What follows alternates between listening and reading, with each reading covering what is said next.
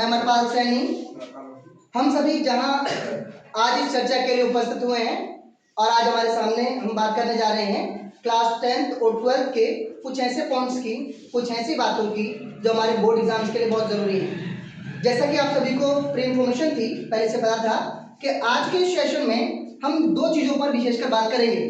उन दो चीज़ों को हम थोड़ा सा बाइफिकेट करके उनमें कुछ खंडों में जो बात करेंगे, वो दो चीज़ें जिन पर हम बात करने वाले हैं वो महत्वपूर्ण चीज़ें क्या है।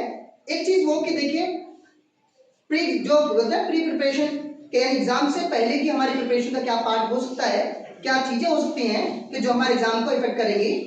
हालांकि एग्जाम हमारा 3 घंटे का है, लेकिन सिर्फ 3 घंटे आप क्या करते हैं वो चीज़ें आपके मार्क्स को, आपके रिजल्ट को इफेक्ट नहीं करेंगी, बल्कि उससे पहले जो 3 महीने आपने क्या किया, आपका प्रोसेस क्या रहा तैयारी का, आपने किन चीज़ों को जो है ना ध्यान दिया, किन चीज़ों पर आपको जो है कुछ डाउट्स रहे, ये पिछले 3 महीने की जो प्रिपरेशन है, तैयारी का तरीका है, वो भी आपके एग्जाम्स को, आपके रिजल्ट को इफेक्ट करेगा। यानी जो 3 घंटे की वैल्यू है उससे लगभग उतनी ही उससे पिछले 3 महीनों की भी वैल्यू है। तो आज की हम जो चर्चा की बात कर रहे हैं 2 हिस्सों में, उसमें पहला हिस्सा ये होगा कि एग्जाम से पहले तक, यानी कि एग्जाम बोर्ड सेंटर में पहुंचने से पहले तक हमारी क्या क्या चीज़ें, क्या पॉलिसीज, क्या हमारी रणनीतियाँ होनी चाहिए कि जिससे हमारा एग्जाम जो 3 घंटे वाला एग्जाम है वो बेहतर हो। पहला हिस्सा ये है। और दूसरे हिस्से की हम बात करें तो हम बात करेंगे कि ड्यूरिंग एग्जाम, यानी कि अपने एग्जाम बोर्ड सेंटर में बैठकर उन 3 घंटे में हमें सिलेबस हमारा क्या है, हमारा सब्जेक्ट कौन सा है, वो सब एक अलग का पार्ट है। हमने अपने विषय को बहुत अच्छी तरह पढ़ा, हमने अपने सब्जेक्ट को बहुत अच्छी तरह प्रिपेयर किया, ये एक अलग चीज़ है, उसका अपनी अलग इंपॉर्टेंस है, उनका अपना एक अलग महत्व है। लेकिन उतना ही महत्व इस बात का भी है कि उस 3 घंटे में हम अपने पढ़े हुए सब्जेक्ट को, अपने कंटेंट को कितनी अच्छी तरह रिप्रेजेंट कर रहे हैं, हम क्या गलतियां करने से बच रहे हैं और क्या अच्छी चीज़ें एग्जाम में कर रहे हैं। वो दूसरा हिस्सा है इस बात का कि आपका किसी भी सब्जेक्ट का रिजल्ट कैसा रहने वाला है, हमारी परफॉर्मेंस जो है एग्जाम रिजल्ट में कैसी रहने वाली है। तो मेरा ख्याल है कि हम 2 बिंदुओं पर जिसकी हम बात कर रहे हैं, 2 पोर्शन पर जिसकी हम बात कर रहे हैं, एक जिससे हम प्री प्रिपरेशन बोर्ड की बात कर रहे हैं, यानी एग्जाम सेंटर में पहुंचने से पहले हमें किन किन बातों का ध्यान रखना है, और दूसरा हिस्सा जिसकी हम बात कर रहे हैं कि उस 3 घंटे के एग्जाम में, किसी पर्टिकुलर सब्जेक्ट के एग्जाम में हमें किन किन बातों का ध्यान रखना है, वो हमारी आज की बातचीत का दूसरा हिस्सा है। तो मेरा ख्याल है कि आज की इस चर्चा को, आज की इस बातचीत को लेकर सभी की क्लैरिटी, सभी की स्पष्टता है कि हम किन किन बिंदुओं पर बात करने वाले हैं। आपको पहले से इंफॉर्मेशन ये भी थी कि आपके एग्जाम को लेकर आपके अपने जो भी डाउट्स हैं, अपने जो भी सवाल हैं, वो अपने साथ लेकर आए। और आज की चर्चा, जैसा मैंने कहा कि जो स्टार्टिंग टाइम है हमारे आज के सेशन की, वो मैंने डाली थी, पर एंड टाइम मैंने कुछ नहीं डाली। उसमें मैंने एक चीज़ मेंशन की थी कि जब तक यहाँ बैठे हुए किसी भी आखिरी बच्चे का आखिरी सवाल, आखिरी डाउट क्लियर ना कर दिया जाए, तब तक आज हम सभी यहाँ से नहीं उठने वाले। तो मेरा ख्याल है कि जितना मैं उत्साहित हूँ, जितना मैं क्यूरियस हूँ इस चीज़ को लेकर, आज के सेशन को लेकर, उतना ही आप सभी होंगे। तो मैं कुछ जो सामान्य सी बातचीत है उससे बात शुरू करता हूँ और फिर उस एक टॉपिक पर आपके जो भी सवाल होंगे उन्हें बीच में लेते हुए चलेंगे। तो जैसे मैंने कहा कि हम आज की इस बातचीत को 2 हिस्सों में लेकर बात कर रहे हैं। एक हम प्रिपरेशन की बात कर रहे हैं, एक हम प्रिपरेशन की बात करेंगे, यानी सर कहें प्री प्रिपरेशन बोले तो ज़्यादा अच्छा होगा।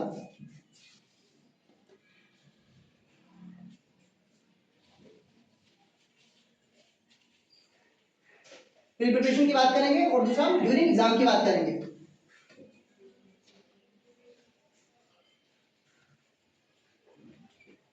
तो दोनों समय देखो, बात करते समय कुछ कॉमन सी बातें जो आपने पहले, जब अगर कोई बच्चा बहुत सीरियस है अपने एग्जाम को लेकर, अपने बोर्ड परीक्षाओं को लेकर, तो कुछ चीजें जैसे हम बात करते हैं कि आपका जो बोर्ड एग्जाम है उसकी प्रिपरेशन आपके एग्जाम से 1-2 महीने पहले या 3 महीने पहले या 4 महीने पहले शुरू ही होती है। जैसे ही आप 1 अप्रैल को एक अपनी नई क्लास में एंटर होते हैं, 9th वाले बच्चे जैसे 10th में एंटर होते हैं और 11th वाले बच्चे जैसे 12th में एंटर होते हैं, वहीं से एक बच्चे की बहुत अच्छी प्रिपरेशन की जो तैयारियां हैं, जो शुरुआत है, वो हो जाती है। तो ये बात हम सभी को ध्यान रखनी है कि ये जो तैयारी है या रिजल्ट है, जो एग्जाम है, वो किसी एक आध दिन की बात नहीं है, वो पूरे साल की जर्नी है, पूरे साल का जो है ड्यूरेशन है, जिसमें हमने क्या किया वो इफेक्ट करेगा कि हमारे रिजल्ट्स कैसे होंगे, हमारा एग्जाम का जो है परिणाम कैसा होगा। तो प्रिपरेशन की बात करते हैं तो देखिए, अब बहुत ज़्यादा टाइम हमारे पास बोर्ड एग्जाम के लिए नहीं है, इसलिए मैं उस बिंदु से बात नहीं कर रहा हूँ कि पूरे साल में हमें क्या करना है। अब हम उस बिंदु से बात कर रहे हैं, उस पॉइंट से बात कर रहे हैं कि जितना वक्त हमारे पास अब बचा हुआ है उस ड्यूरेशन में हम किन किन बातों पर ध्यान देकर कौन कौन सी चीज़ें करके अपनी तैयारी को, अपने एग्जाम की प्रिपरेशन को अच्छा कर सकते हैं। तो देखिए, हम जैसा भी मेरा अनुमान है कि हमारा फर्स्ट एग्जाम किस तारीख को है, 17 को है ना। और 17 आज हम जब बैठे हैं तो मतलब सिर्फ हमारे पास लास्ट के 2 दिन बचे हुए हैं बोर्ड की एग्जाम की परीक्षा के लिए। इन 2 दिनों का हमारा जो शेड्यूल है, इन 2 दिनों का हमारा जो मतलब कैसे पूरी प्लानिंग है वो कैसे होती है, कुछ एक चीजें उसमें बात करें। पहली जो चीज है कि कम से कम हम सभी को जो है अपनी डाइट को बहुत ज्यादा मेंटेन करना है। क्या करना है? डाइट को, है ना। डाइट का मतलब सभी लोग समझते होंगे, आप क्या खा रहे हैं, कैसा खा रहे हैं, कितना खा रहे हैं, ये डाइट का हिस्सा है। डाइट का मतलब ये कि कुछ भी ऐसा बहुत ज्यादा नहीं खाना है कि जो आपके जो ड्यूरिंग एग्जाम है उस दौर के जो स्वास्थ्य को खराब करे, हेल्थ को खराब करे। इतना खाना है कि आपका जो शरीर है उसमें इतनी एनर्जी हो कि आप पूरा मन और दिमाग लगाकर पढ़ सकें, आपका शरीर पूरी तरह तैयार हो आपकी प्रिपरेशन के लिए। तो डाइट को इन 2 दिनों में या अगले जो भी हमारे बोर्ड के एग्जाम जब तक चलेंगे उस पीरियड में अपनी डाइट को थोड़ा सा मेंटेन करना है। ऐसी कोई भी चीज अपनी डाइट का हिस्सा नहीं बनानी है कि जिससे आपके स्वास्थ्य के खराब होने की संभावनाएं हों, क्योंकि है ना, ये चीज मैंने कई बार एक्सपीरियंस की और आपने भी की होगी। अगर आपने पूरे साल बहुत बेहतरीन तैयारी की है, आपने बहुत अच्छी पढ़ाई की है, ड्यूरिंग एग्जाम या एग्जाम से 1 दिन पहले अगर आपका स्वास्थ्य खराब है, खराब स्वास्थ्य का मतलब है कि दिमाग का जो सामान्य स्तर है काम करने का, वो सामान्य स्तर जो है नहीं रहेगा, यानी दिमाग काम करना बंद कर देगा और आपकी जो महीनों की तैयारी है या पूरे साल भर की तैयारी है वो सारी खराब हो जाएगी। तो डाइट बहुत इंपॉर्टेंट है इस ड्यूरेशन में, इसलिए कि आपको जो है बीमार होने से या किसी भी तरह से अस्वस्थ होने से बचना है। डाइट की महत्वपूर्ण हिस्सा है। हमारे जो है अब 2 दिन का एग्जाम, हमारा पहले एग्जाम में इतना गैप है और आगे भी हम बात कर रहे हैं डाइट। और दूसरा हम बात करते देखिए कि जो स्लीपिंग आवर्स है हमारे, पढ़ाई को लेकर चिंतित होना अच्छी बात है, बहुत जरूरी भी है, लेकिन उसी के साथ ये भी बहुत जरूरी है कि हमारे शरीर और हमारे दिमाग को पूरा प्रॉपर आराम मिले। तो अगर हम स्लीपिंग आवर्स की बात करें तो सिंपल सी बात है कि जैसे एक सामान्य एक जो मतलब सोने के घंटे हैं, एक स्लीपिंग आवर्स से नॉर्मली हम बात करें 6 से 7 घंटे की नींद प्रॉपरली लेना जरूरी है। यानी कि अगर इस ड्यूरेशन में ऐसा भी नहीं करना है कि बोर्ड एग्जाम जब आपका है ये 18 तारीख को, तो 17 तारीख को उससे जो है मतलब आधी रात को पूरा पढ़ रहे हैं या रात में बैठ के पढ़ रहे हैं और एग्जाम में जाकर सो रहे हैं, ये कोई बुद्धिमत्ता की बात नहीं, कोई होशियारी वाली बात नहीं। तो स्लीपिंग आवर्स जो है अपने वो प्रॉपरली लेने हैं। और स्लीपिंग आवर्स की जब मैं बात करूं तो मैंने कहा कि एवरेज किसी की भी जो हैबिट हो सकती है, कोई 6 घंटे में भी अपनी जो है बॉडी को पूरी तरह से जो है री एनर्जी कर सकता है। और उसका किसी बच्चे को 8 घंटे की नींद की जरूरत पड़े तो 6 से 8 घंटे का ड्यूरेशन है नींद का, वो सफिशिएंट है। और ये बात मैं 24 घंटे की बात कर रहा हूँ, ऐसा नहीं कि रात में भी 6-7 घंटे सो रहे हैं और फिर दिन में भी 6-7 घंटे सो रहे हैं, ये वाली बात नहीं हो रही है। हम 24 घंटे के जो साइकिल में बात कर रहे हैं कि 6 से 8 घंटे की नींद लेनी है ना, ताकि हमारे अगर आप जाग कर अपने नींद को थोड़ा सा स्किप करके बहुत पढ़ रहे हैं तो उस पढ़ाई का कोई बहुत ज्यादा फायदा मिलने वाला नहीं। तो स्लीपिंग आवर्स के लिए बहुत बात का ध्यान रखना है अभी इस पूरे ड्यूरेशन में, डाइट का एक विशेष ध्यान रखना है। तीसरी एक बात जो ध्यान रखनी है और मैं बार बार कहता हूं कि किसी भी एग्जाम प्रिपरेशन के लिए ये वाला फैक्टर बहुत ज्यादा काम करता है। इसको मैं ऐसे कहता हूं कि अपने आप को बहुत ज्यादा इमोशनली स्टेबल रखने की जरूरत होती है। किस चीज की? इमोशनली स्टेबल रखने की बहुत ज्यादा जरूरत है।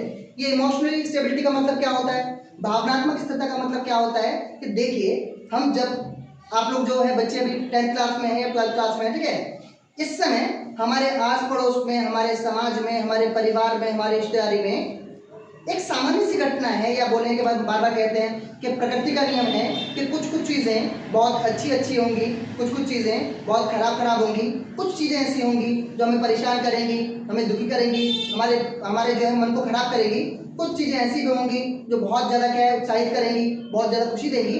तो इस समय के लिए मैं जो कहता हूँ कि इमोशनली स्टेबिलिटी का मतलब ये है कि आपको कम से कम जो पुरानी कहावत है कि साधुवाद में आ जाना। साधुवाद का मतलब, संन्यास का मतलब कि जिस पर ना किसी खुशी का कोई फर्क पड़ता हो और ना किसी बहुत पीड़ा का, कोई दुख का फर्क पड़ता हो। तो इस समय एक बहुत जरूरी जो चीज होती है ड्यूरिंग एग्जाम कि आपको इमोशनली स्टेबिलिटी, मतलब हालांकि पॉसिबल बहुत जल्दी नहीं होता है, बहुत आसानी से ये जो चीज है वो कर पाना मुमकिन नहीं होता, लेकिन फिर भी बहुत जरूरी है कि अपने आप को अपने आसपास घटने वाली घटनाओं से अप्रभावित रखा जाए, अपने आप को बचाया जाए इस बात से कि आप किसी भी जो है ऐसी घटना से इफेक्टेड हो जो आपके हाथ में नहीं है।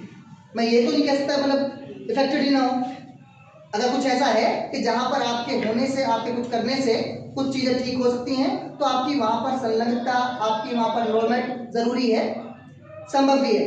लेकिन अगर अवॉइड किया जाता तो मैं एक सलाह दूंगा कि उस समय अपनी जो प्रेजेंस है वहाँ पर उसको अवॉइड किया जाए, और ऐसी कोई चीज़ जिससे आपका कोई ताल्लुक नहीं है, जिसमें आपका कोई इन्वॉल्वमेंट नहीं है, उससे तो आप अगर दूर दूर तक रहें तो बहुत बेहतर है। मैंने कई बार अगर मैं बात करूं कि अब हम इस साल मेरे जो पढ़ाए हुए बच्चे हैं, हम 11th जो है बोर्ड की बात, मतलब 11वीं बार जो है बोर्ड परीक्षाओं की तैयारी के लिए मैं बच्चों को भेज रहा हूँ।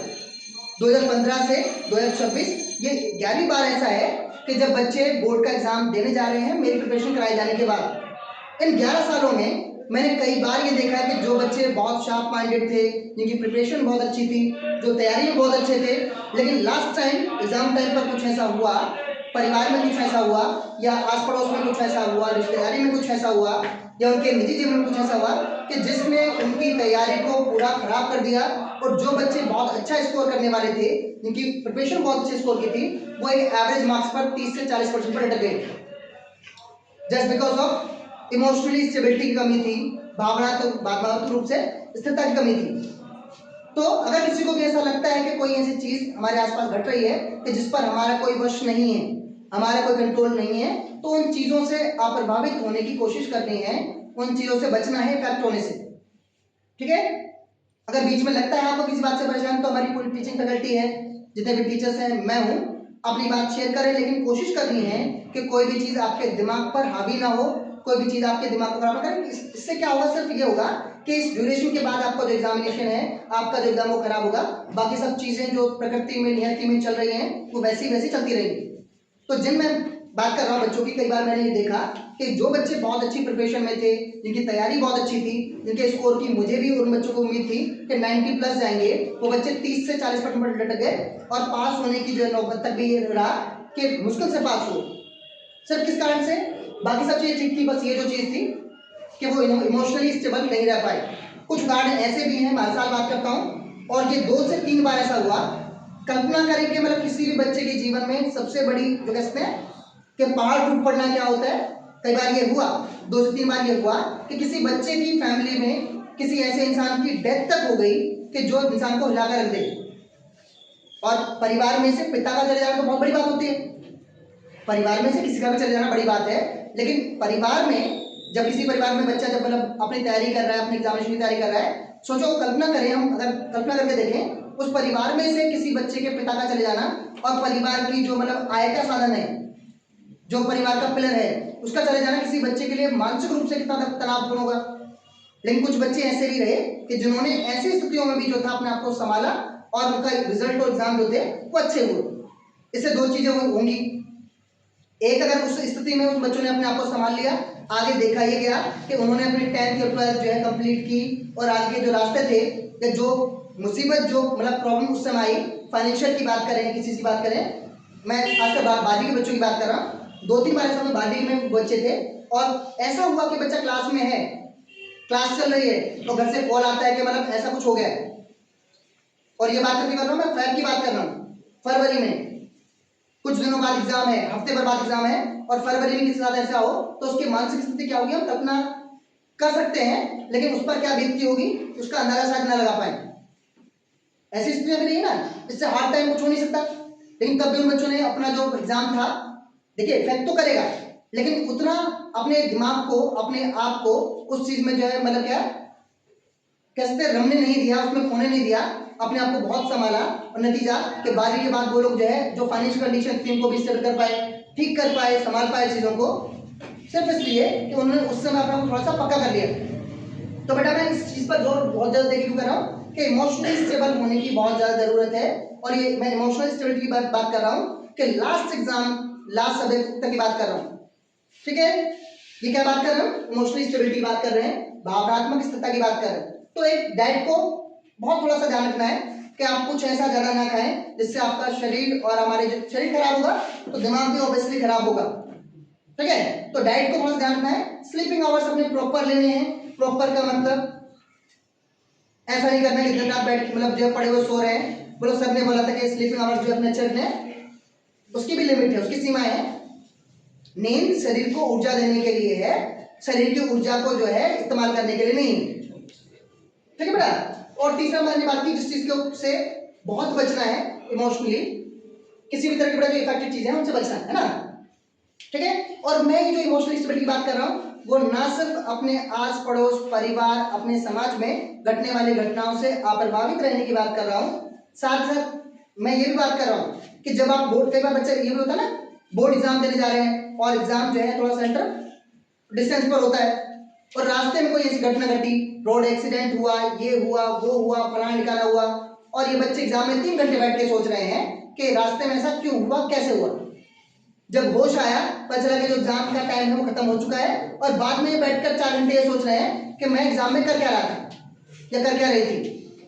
ठीक है बेटा, तो मैंने कहा ना कि साधुवाद को अपनाना है, संन्यासवाद को अपनाना है। इसका मतलब ये कि कम से कम आपके बोर्ड एग्जाम्स के एंड होने तक जो है अपने आप पर किसी भी चीज को हावी होने देने से बचाने की कोशिश करनी है। ठीक है, जो चीजें जैसी घट रही हैं घटती रहें। एग्जाम देने जा रहे हो, रास्ते में कुछ हो गया है, बाद में आके देखने में कोई दिक्कत नहीं। कोई बोले, दोस्त बोले कि नहीं मैं तुझसे बात नहीं कर रहा, बोला भाड़ में जा।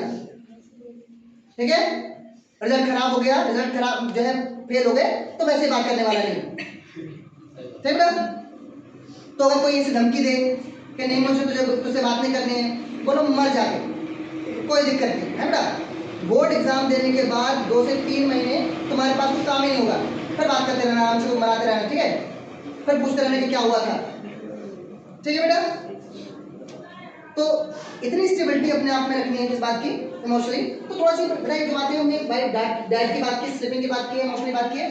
कुछ और चीजें जो ध्यान रखने वाली है इसके अलावा कि देखिए प्रिपरेशन से मतलब एग्जाम से पहले की जब बात कर रहे हैं तो आपकी प्रिपरेशन को आपको इस समय प्रिपेयर रखना है बेटा एग्जाम के लिए। एग्जाम की प्रिपरेशन को लेकर यानी अब जरूरी ये है कि आपके जितने ज्यादा, स्पेशली हम मैथ्स सब्जेक्ट की बात करें या कोई भी आपका सब्जेक्ट है तो उसके प्रीवियस ईयर क्वेश्चंस बहुत ज्यादा उन पर ध्यान देने की जरूरत है, उनकी प्रैक्टिस की जरूरत है। बिना राइटिंग की कोई भी तैयारी, कोई भी प्रैक्टिस है काम की नहीं है। बार बार मैं कह रहा हूं कि आप ओरली किसी कंटेंट को कितना भी पढ़ते रहो, कितना भी प्रिपेयर करते रहो, जब तक आप रिटर्न में उन चीजों की प्रैक्टिस नहीं करेंगे, लिखित में क्वेश्चन जो उनकी तैयारी नहीं करेंगे, तो ऐसी तैयारी किसी काम की नहीं है।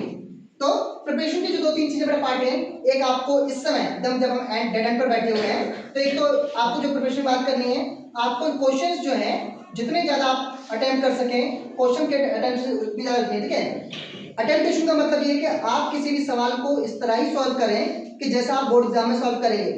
कई बार हम देखते हैं कि जब क्लासेस चल रही होती हैं, प्रिपरेशन हो रही होती है, तो नहीं मैं यहाँ ऐसा कर रहा हूँ, एग्जाम में अच्छे से कर लेता हूँ। जब आप बिल्कुल फ्री माइंड होकर अपने घर पर बैठकर, अपने क्लासेस में बैठकर जिस चीज को बहुत बेहतर ढंग से नहीं कर पा रहे हैं, तो गारंटेड एग्जाम सेंटर बोर्ड में बैठकर आप उसको उससे बेहतर तो कर ही नहीं सकते। तो ये वाले एक्सक्यूज के नहीं, इस समय हम ऐसे ही कर रहे हैं, ऐसी तैयारी तो कर रहे हैं, तो इसको हमारा रफली कर लें या थोड़ा सा कम ध्यान देकर कर लें और आप कह रहे हैं कि आप बोर्ड एग्जाम को अच्छा कर लेंगे, पॉसिबल ही नहीं है सर। ये बात ध्यान रखनी है कि जब भी आप किसी क्वेश्चन की प्रैक्टिस कर रहे हैं, किसी भी सब्जेक्ट का हो, उसकी प्रैक्टिस उसी तरह करनी है कि जिसका 80% आप बोर्ड एग्जाम में लिख पाएंगे, या 100% होगा तभी 80% जो है बोर्ड में कर पाएंगे। तो तैयारी बहुत प्रॉपरली लिखनी है, क्वेश्चन की बात करनी है, क्वेश्चन में अटेम्प्टेशन एग्जाम की, अटेम्प्टेशन। और तीसरी जो चीज जिसमें बच्चे अक्सर मार्क आते हैं वो है टाइमिंग। टाइमिंग की हम ड्यूरिंग एग्जाम की बात करेंगे, लेकिन प्रिपरेशन में, प्री प्रिपरेशन में हम टाइमिंग की बात क्यों कर रहे हैं बेटा? मोस्ट ऑफ द बच्चों की प्रॉब्लम ये रहती है एग्जाम सेंटर से आने के बाद, आपने मिड टर्म भी दिए हैं, सही बच्चों ने जो है भाई वो भी प्री बोर्ड भी दिए हैं। सबसे बड़ी जो इश्यू है बच्चों के साथ वो है कि एग्जाम को अटेंड करने के लिए पूरा टाइम नहीं मिला, टाइम कम पड़ गया, है ना, एग्जाम जो है वो छूट गया, उसमें क्वेश्चन छूटे, ये वाली दिक्कत सबसे ज्यादा बड़ी है। अब वो कवर कैसे होगी, वो ठीक कैसे होगी कि जब आप क्या करेंगे कि अपने एग्जाम पे 3 घंटे का जो पेपर है उसको साथ में लेकर बैठेंगे। ऐसा कभी नहीं होगा कि आप 1-1 घंटे का जो पेपर सॉल्व करने बैठ रहे हैं, आप प्रीवियस क्वेश्चन सॉल्व कर रहे हैं और आप करेंगे 1 घंटा पहले कर लिया, फिर ब्रेक लिया, फिर 1-1.5 घंटे बाद फिर 1 घंटे का पेपर कर लिया, फिर ब्रेक लिया। एग्जाम सेंटर में ऐसा नहीं होगा, वहां आपको कंटिन्यूस 3 घंटे लिखना है। अगर 3 घंटे कंटिन्यूस लिखने की प्रैक्टिस करनी है तो प्रैक्टिस में भी कंटिन्यूस 3 घंटे लिखना पड़ेगा, तभी पता चलेगा कि आप कितना टाइम, कितना पेपर अटेम्प्ट कर पा रहे हैं।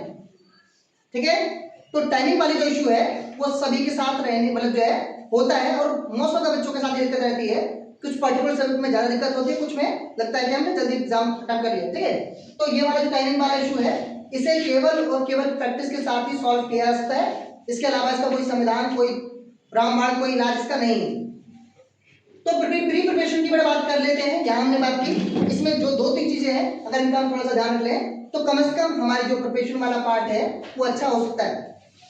यहाँ की अगर बात करते हैं तो अब ड्यूरिंग एग्जाम की बात करते हैं तो ड्यूरिंग एग्जाम में हालांकि हम सब्जेक्ट वाइज जाने की कोशिश करेंगे कि सब्जेक्ट वाइज बात करें कि ड्यूरिंग एग्जाम में कौन कौन सी बातें ध्यान रखनी है, लेकिन मैं फिर भी एक जो है कॉमन पर्सपेक्टिव से लेकर बात करूंगा कि हमें एग्जाम में स्पेशली जो हम 10th 12th के बच्चों के साथ बैठे हैं तो किन किन बातों का ध्यान रखना होता है। देखिए, सबसे पहले जब मैं एग्जाम डे की बात कर रहा हूँ, ड्यूरिंग एग्जाम मतलब मैं एग्जाम डे की बात कर रहा हूँ, और एग्जाम डे में मैं एग्जाम में जाने से लेकर और एग्जाम अटेम्प्ट करने तक की दोनों चीजें इंक्लूड कर रहा हूँ। ठीक है, ड्यूरिंग एग्जाम में हम दोनों चीज बात कर रहे हैं।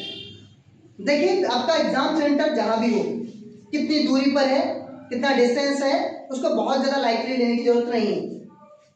लाइटली ना लेने की जरूरत, मतलब मेरा कहने का मतलब ये है कि आप अपने एग्जाम सेंटर जहां भी आपका हो, कम से कम आप अपने एग्जाम सेंटर में जो एंट्री का टाइम है 10:30 एग्जाम स्टार्ट होगा, 9:30 एंट्री स्टार्ट हो जाती है, 10 बजे आपके पास आंसर शीट आपके हाथ में आ जाती है।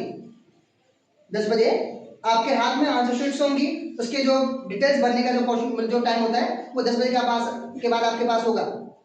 10:15 पर आपके हाथ में क्वेश्चन पेपर होगा और पेपर सॉल्व करने की टाइम 10:30 से स्टार्ट होगी। ठीक बेटा, ये एग्जाम का शेड्यूल है ना।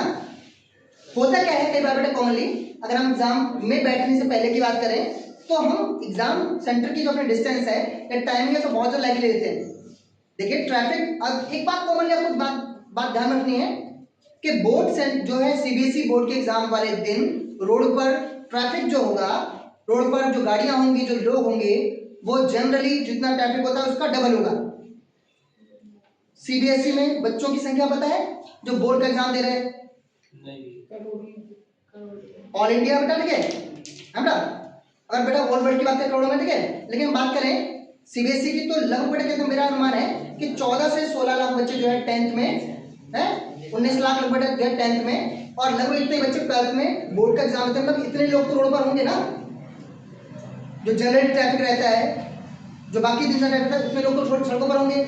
और ये बात मतलब समझने वाली, मतलब इसमें बहुत ज्यादा रॉकेट साइंस नहीं समझने में कि जब इतने एक्स्ट्रा लोग रोडों पर होंगे, सड़कों पर ही जाएंगे ना लोग, ऐसा कोई है नहीं कि सुरंग से नीचे जाएगा बोर्ड एग्जाम पहुंच जाएगा, घर से एक सुरंग खोदी, वहां से नीचे एंटर हुए और जाकर सीधा बोर्ड एग्जाम में प्रकट हो गए, तो ऐसा तो होगा नहीं किसी का।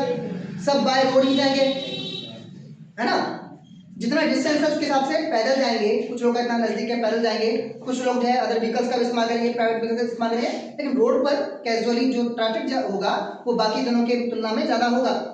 तो आपको जब सामान्य दिनों में कई बार होता है बच्चे एग्जाम सेंटर देखने जा रहे हैं, बोले एग्जाम सेंटर देख जा रहे हैं, बोले 1 घंटा लगा, 1 घंटे में पहुंच पा रहे हैं, कोई बात नहीं, 1 घंटा 45 मिनट में पहुंच जाएंगे।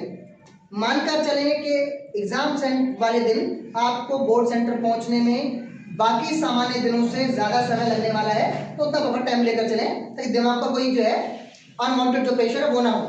कई बार बेटा ऐसे देखा है, अगर मैं कोई भी एक सामान्य बच्चा हूँ 10th 12th का और मैं एग्जाम सेंटर में पहुंचा, अगर मैंने ये भी देख लिया ना, अगर थोड़ा सा मैं सीरियस हूँ एग्जाम को लेकर, अगर मैंने ये भी देख लिया सब लोग बैठ चुके हैं और सबके हाथ में आंसर शीट है, तो मेरे माइंड पर एक एक्स्ट्रा प्रेशर ये भी होगा कि सब पहले पहुंच के मैं लेट हुआ, और ये लेट होने वाला जो भूत है उतरते काफी टाइम हो जाता है। तो एकदम बिल्कुल एकदम आराम से तसल्ली से एग्जाम सेंटर पहुंचना है, ऐसी टाइमिंग पर कि आप बहुत इजीली, बहुत ही जो है चिल मूड में एग्जाम सेंटर में बैठे हों, सभी चीजों को फ्लुएंटली बेटा देख रहे हो, ठीक है, और सभी चीजें जो है एकदम आराम से कूल माइंडेड होकर जो है एग्जाम अटेम्प्ट करेंगे, तो एग्जाम का जो रिजल्ट है वो ज्यादा अच्छा होगा।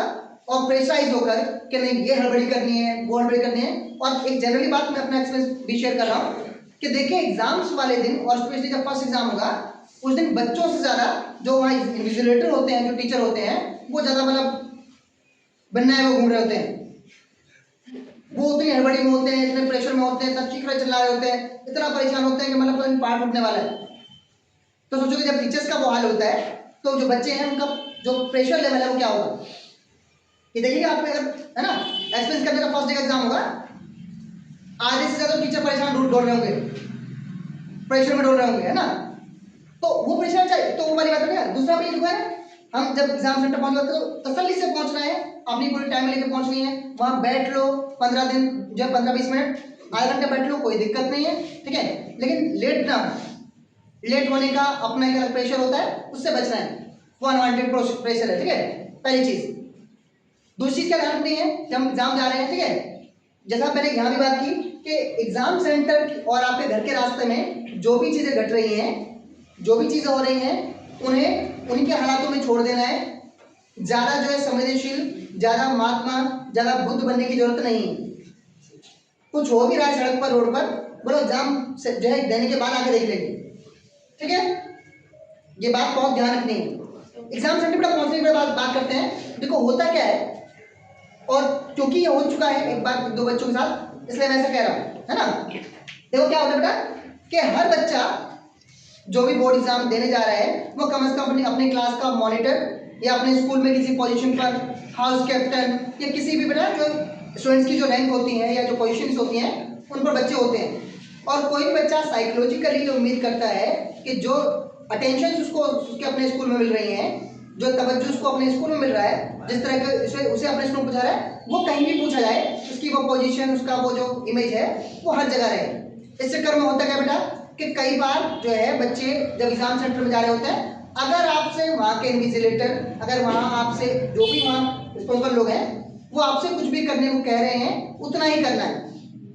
अपनी ओर से इनिशिएट लेकर, अपनी ओर से पहल करके कुछ भी ऐसा नहीं करना है कि कोई आपको डांटे, कोई आपको मतलब कुछ भी ऐसा बोले कि जिससे आपका मन खराब हो। ऐसा हुआ एक 2 बार, मैं इसलिए ऐसा कर रहा हूँ। एक बच्चा जो कि अपने स्कूल में शायद स्कूल हेड बॉय रहा होगा या फिर हेड गर्ल रही होगी बच्ची, है ना, उसको थोड़ा सा मैंने कहा ना जैसा कि बच्चे साइकोलॉजी चाहते हैं कि उन्हें अटेंशन वैसी ही मिले हर जगह जैसी वो अपने स्कूल में मिल पाते हैं। तो ये हुआ कि मतलब एक बच्ची थी हमारे बैच में कुछ साल पहले, तो वो एग्जाम सेंटर गई तो वहां पर क्या क्लास जो टीम में क्या जो इन्विजिलेटर है वो बच्चों से ज्यादा हाइपर रहते हैं। उस समय उतनी मतलब उतनी अनस्टेबिलिटी में रहते हैं, मतलब बहुत प्रेशर में रहते हैं, हर चीज पर चीखना चिल्लाना, थोड़ा सा जनरली बातें उस समय ऐसी होती हैं। तो बच्ची एग्जाम देने गई, उसमें बच्ची शायद क्लास मॉनिटर थी या स्कूल हेड गर्ल थी, कुछ ऐसा था। तो उसने बच्चे ने बेटा क्या था, वो क्लासरूम में जब एग्जाम शीट बांट रहे हैं या जो इन्विजिलेटर हैं या फिर जो भी चीज मतलब वहाँ चीजें चल रही हैं, उसमें अपने जो टीचर है उनको हेल्प करने की कोशिश की। इतने में क्या था, टीचर वहाँ इन्विजिलेटर थे, उन्होंने बच्ची को डांटा या शायद जो है मतलब कुछ बोल के उन्होंने डांट दिया, और बच्ची पूरे 3 घंटे इस स्ट्रेस में रही, इस तनाव में रही कि मुझे ऐसा कैसे बोल दिया। मतलब एग्जाम खत्म होने तक वो ये सोचती रही कि मतलब मेरे अपने स्कूल में, मेरे अपनी क्लास में मेरी पोजीशन है, ऐसा लोग मुझे ट्रीट करते हैं, और यहाँ बताओ सबके सामने बच्चों के सामने मुझे मतलब ऐसा बोल दिया है ना, मेरी बेइज्जती कर दी, मुझे मतलब जो है ऐसा कर दिया। और ये 3 घंटे बच्ची इतनी तनाव में, इतने स्ट्रेस में वहां बैठी रही।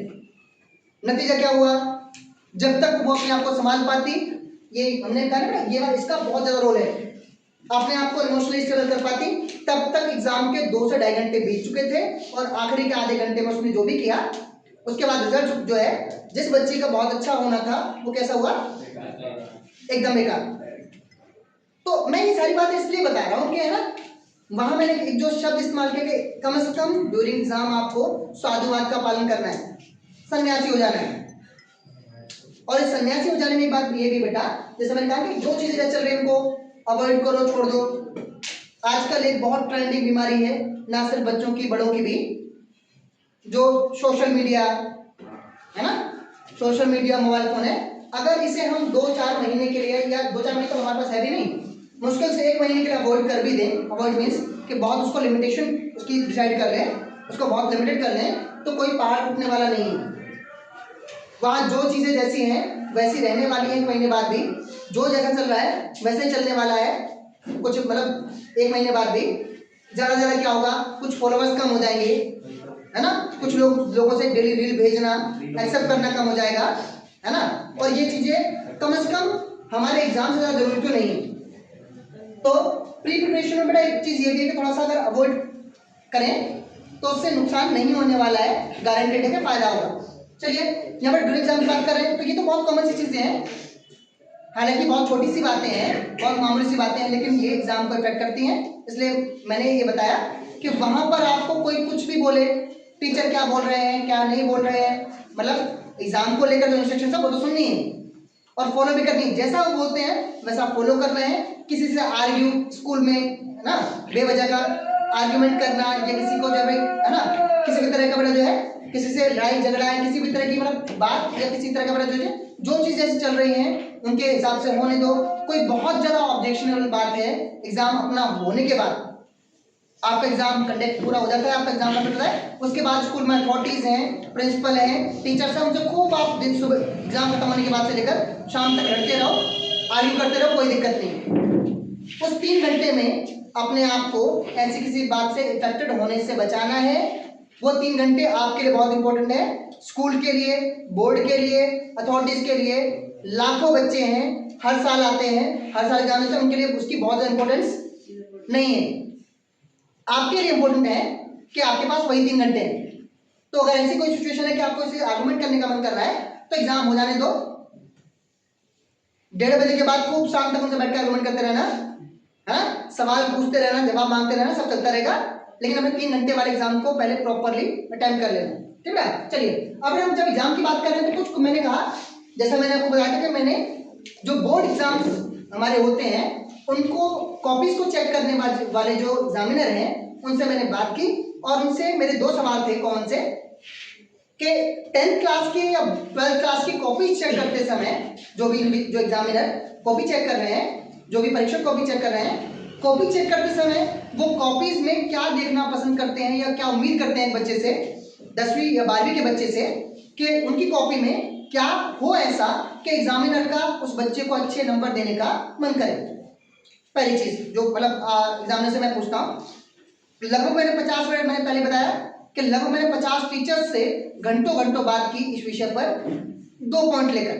उन्होंने पहला पॉइंट ये कि एग्जामिनर किसी भी बच्चे की कॉपी में ऐसा क्या देखना चाहता है, एक एग्जामिनर किसी बच्चे की कॉपी में ऐसा क्या ढूंढता है कि अगर वो चीजें कॉपी में हो तो एक बच्चे को एग्जामिनर खुश होकर बहुत अच्छे से मार्क्स दे सकता है। पहली चीज। दूसरी चीज क्या थी जो मैंने पूछी एग्जामिनर से कि किसी भी बच्चे की कॉपी में ऐसी क्या चीजें दिखाई देती हैं कि जिनको देखकर एग्जामिनर का खून खोलता है, ठीक है, मतलब जिनको देखकर मन करता है कि अगर ये बच्चा सामने होता तो मैं सब बताता कि मतलब एग्जाम में कॉपी में लिखा कैसे जाता है।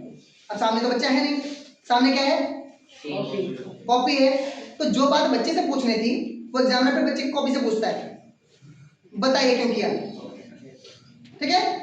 और ये जो वार्तालाप, ये जो बातचीत है कॉपी और एग्जामिनर के बीच की, उसका नतीजा ये निकलता है कि बेचारी कॉपी अपने नंबर को बैठती है, ठीक है। तो 2 बिंदुओं पर मैंने बहुत सारे एग्जामिनर से बात की, लगभग 50 लोगों से घंटों घंटों पर बात की। 2 पॉइंट पर एक एग्जामिनर किसी भी बच्चे की कॉपी में जो बोर्ड एग्जाम है 10th 12th का, उनमें क्या ढूंढता है, उनसे क्या उम्मीद करता है, क्या अपेक्षा रखता है, क्या एक्सपेक्टेशंस हैं एग्जामिनर की बच्चे से, और दूसरा कि कॉपी में क्या चीजें ऐसी हैं कि जिन्हें बच्चा अगर अवॉइड करे तो एग्जामिनर जो है उसका बिना जो है बीपी बढ़े वो अच्छे से मार्क्स दे सकता है, ठीक है। चलिए हम पहले अगर इसे हम बात करें तो इसे हम डू और डोंट्स कह सकते हैं, डूज और डोंट्स बोल सकते हैं कि एग्जाम में बच्चा जो है कौन सी चीजें करे, डूज मतलब कौन सी चीजें करे जिससे बच्चे को अच्छे मार्क्स मिल सकते हैं, और डोंट्स मतलब कौन सी चीजें बच्चा ना करे या कौन सी चीजें ऐसी हैं जिनको करने से बच्चा बचे, ठीक है बेटा। चलिए अब शुरू कहां से करें बात, है ना। उसके लिए मैं पहले जो जरूरी बात है हम इस सेकंड पोर्शन में बात करने वाले हैं, डूज और डोंट्स की, क्या करें और क्या ना करें। लेकिन इससे पहले मैं थोड़ा सवाल कि क्या किसी बच्चे को यहां इससे लेकर कोई भी सवाल है, कुछ भी ऐसा सवाल कि जो आपको लगता हो कि मन में चल रहा हो कि सर ऐसा करें तो कैसा रहेगा या फिर ये करें तो कैसा रहेगा, यानी एग्जाम सेंटर वाले दिन से पहले तक का जो पोर्शन है या जब आप घर पर हैं, जब आप प्रिपरेशन कर रहे हैं उस दौरान को लेकर आपका कोई भी सवाल, कोई भी ऐसी बात कि जो आपको लग रही हो कि पूछना जरूरी है या उस पर चर्चा होनी चाहिए किसी बच्चे का, हाँ बच्चे।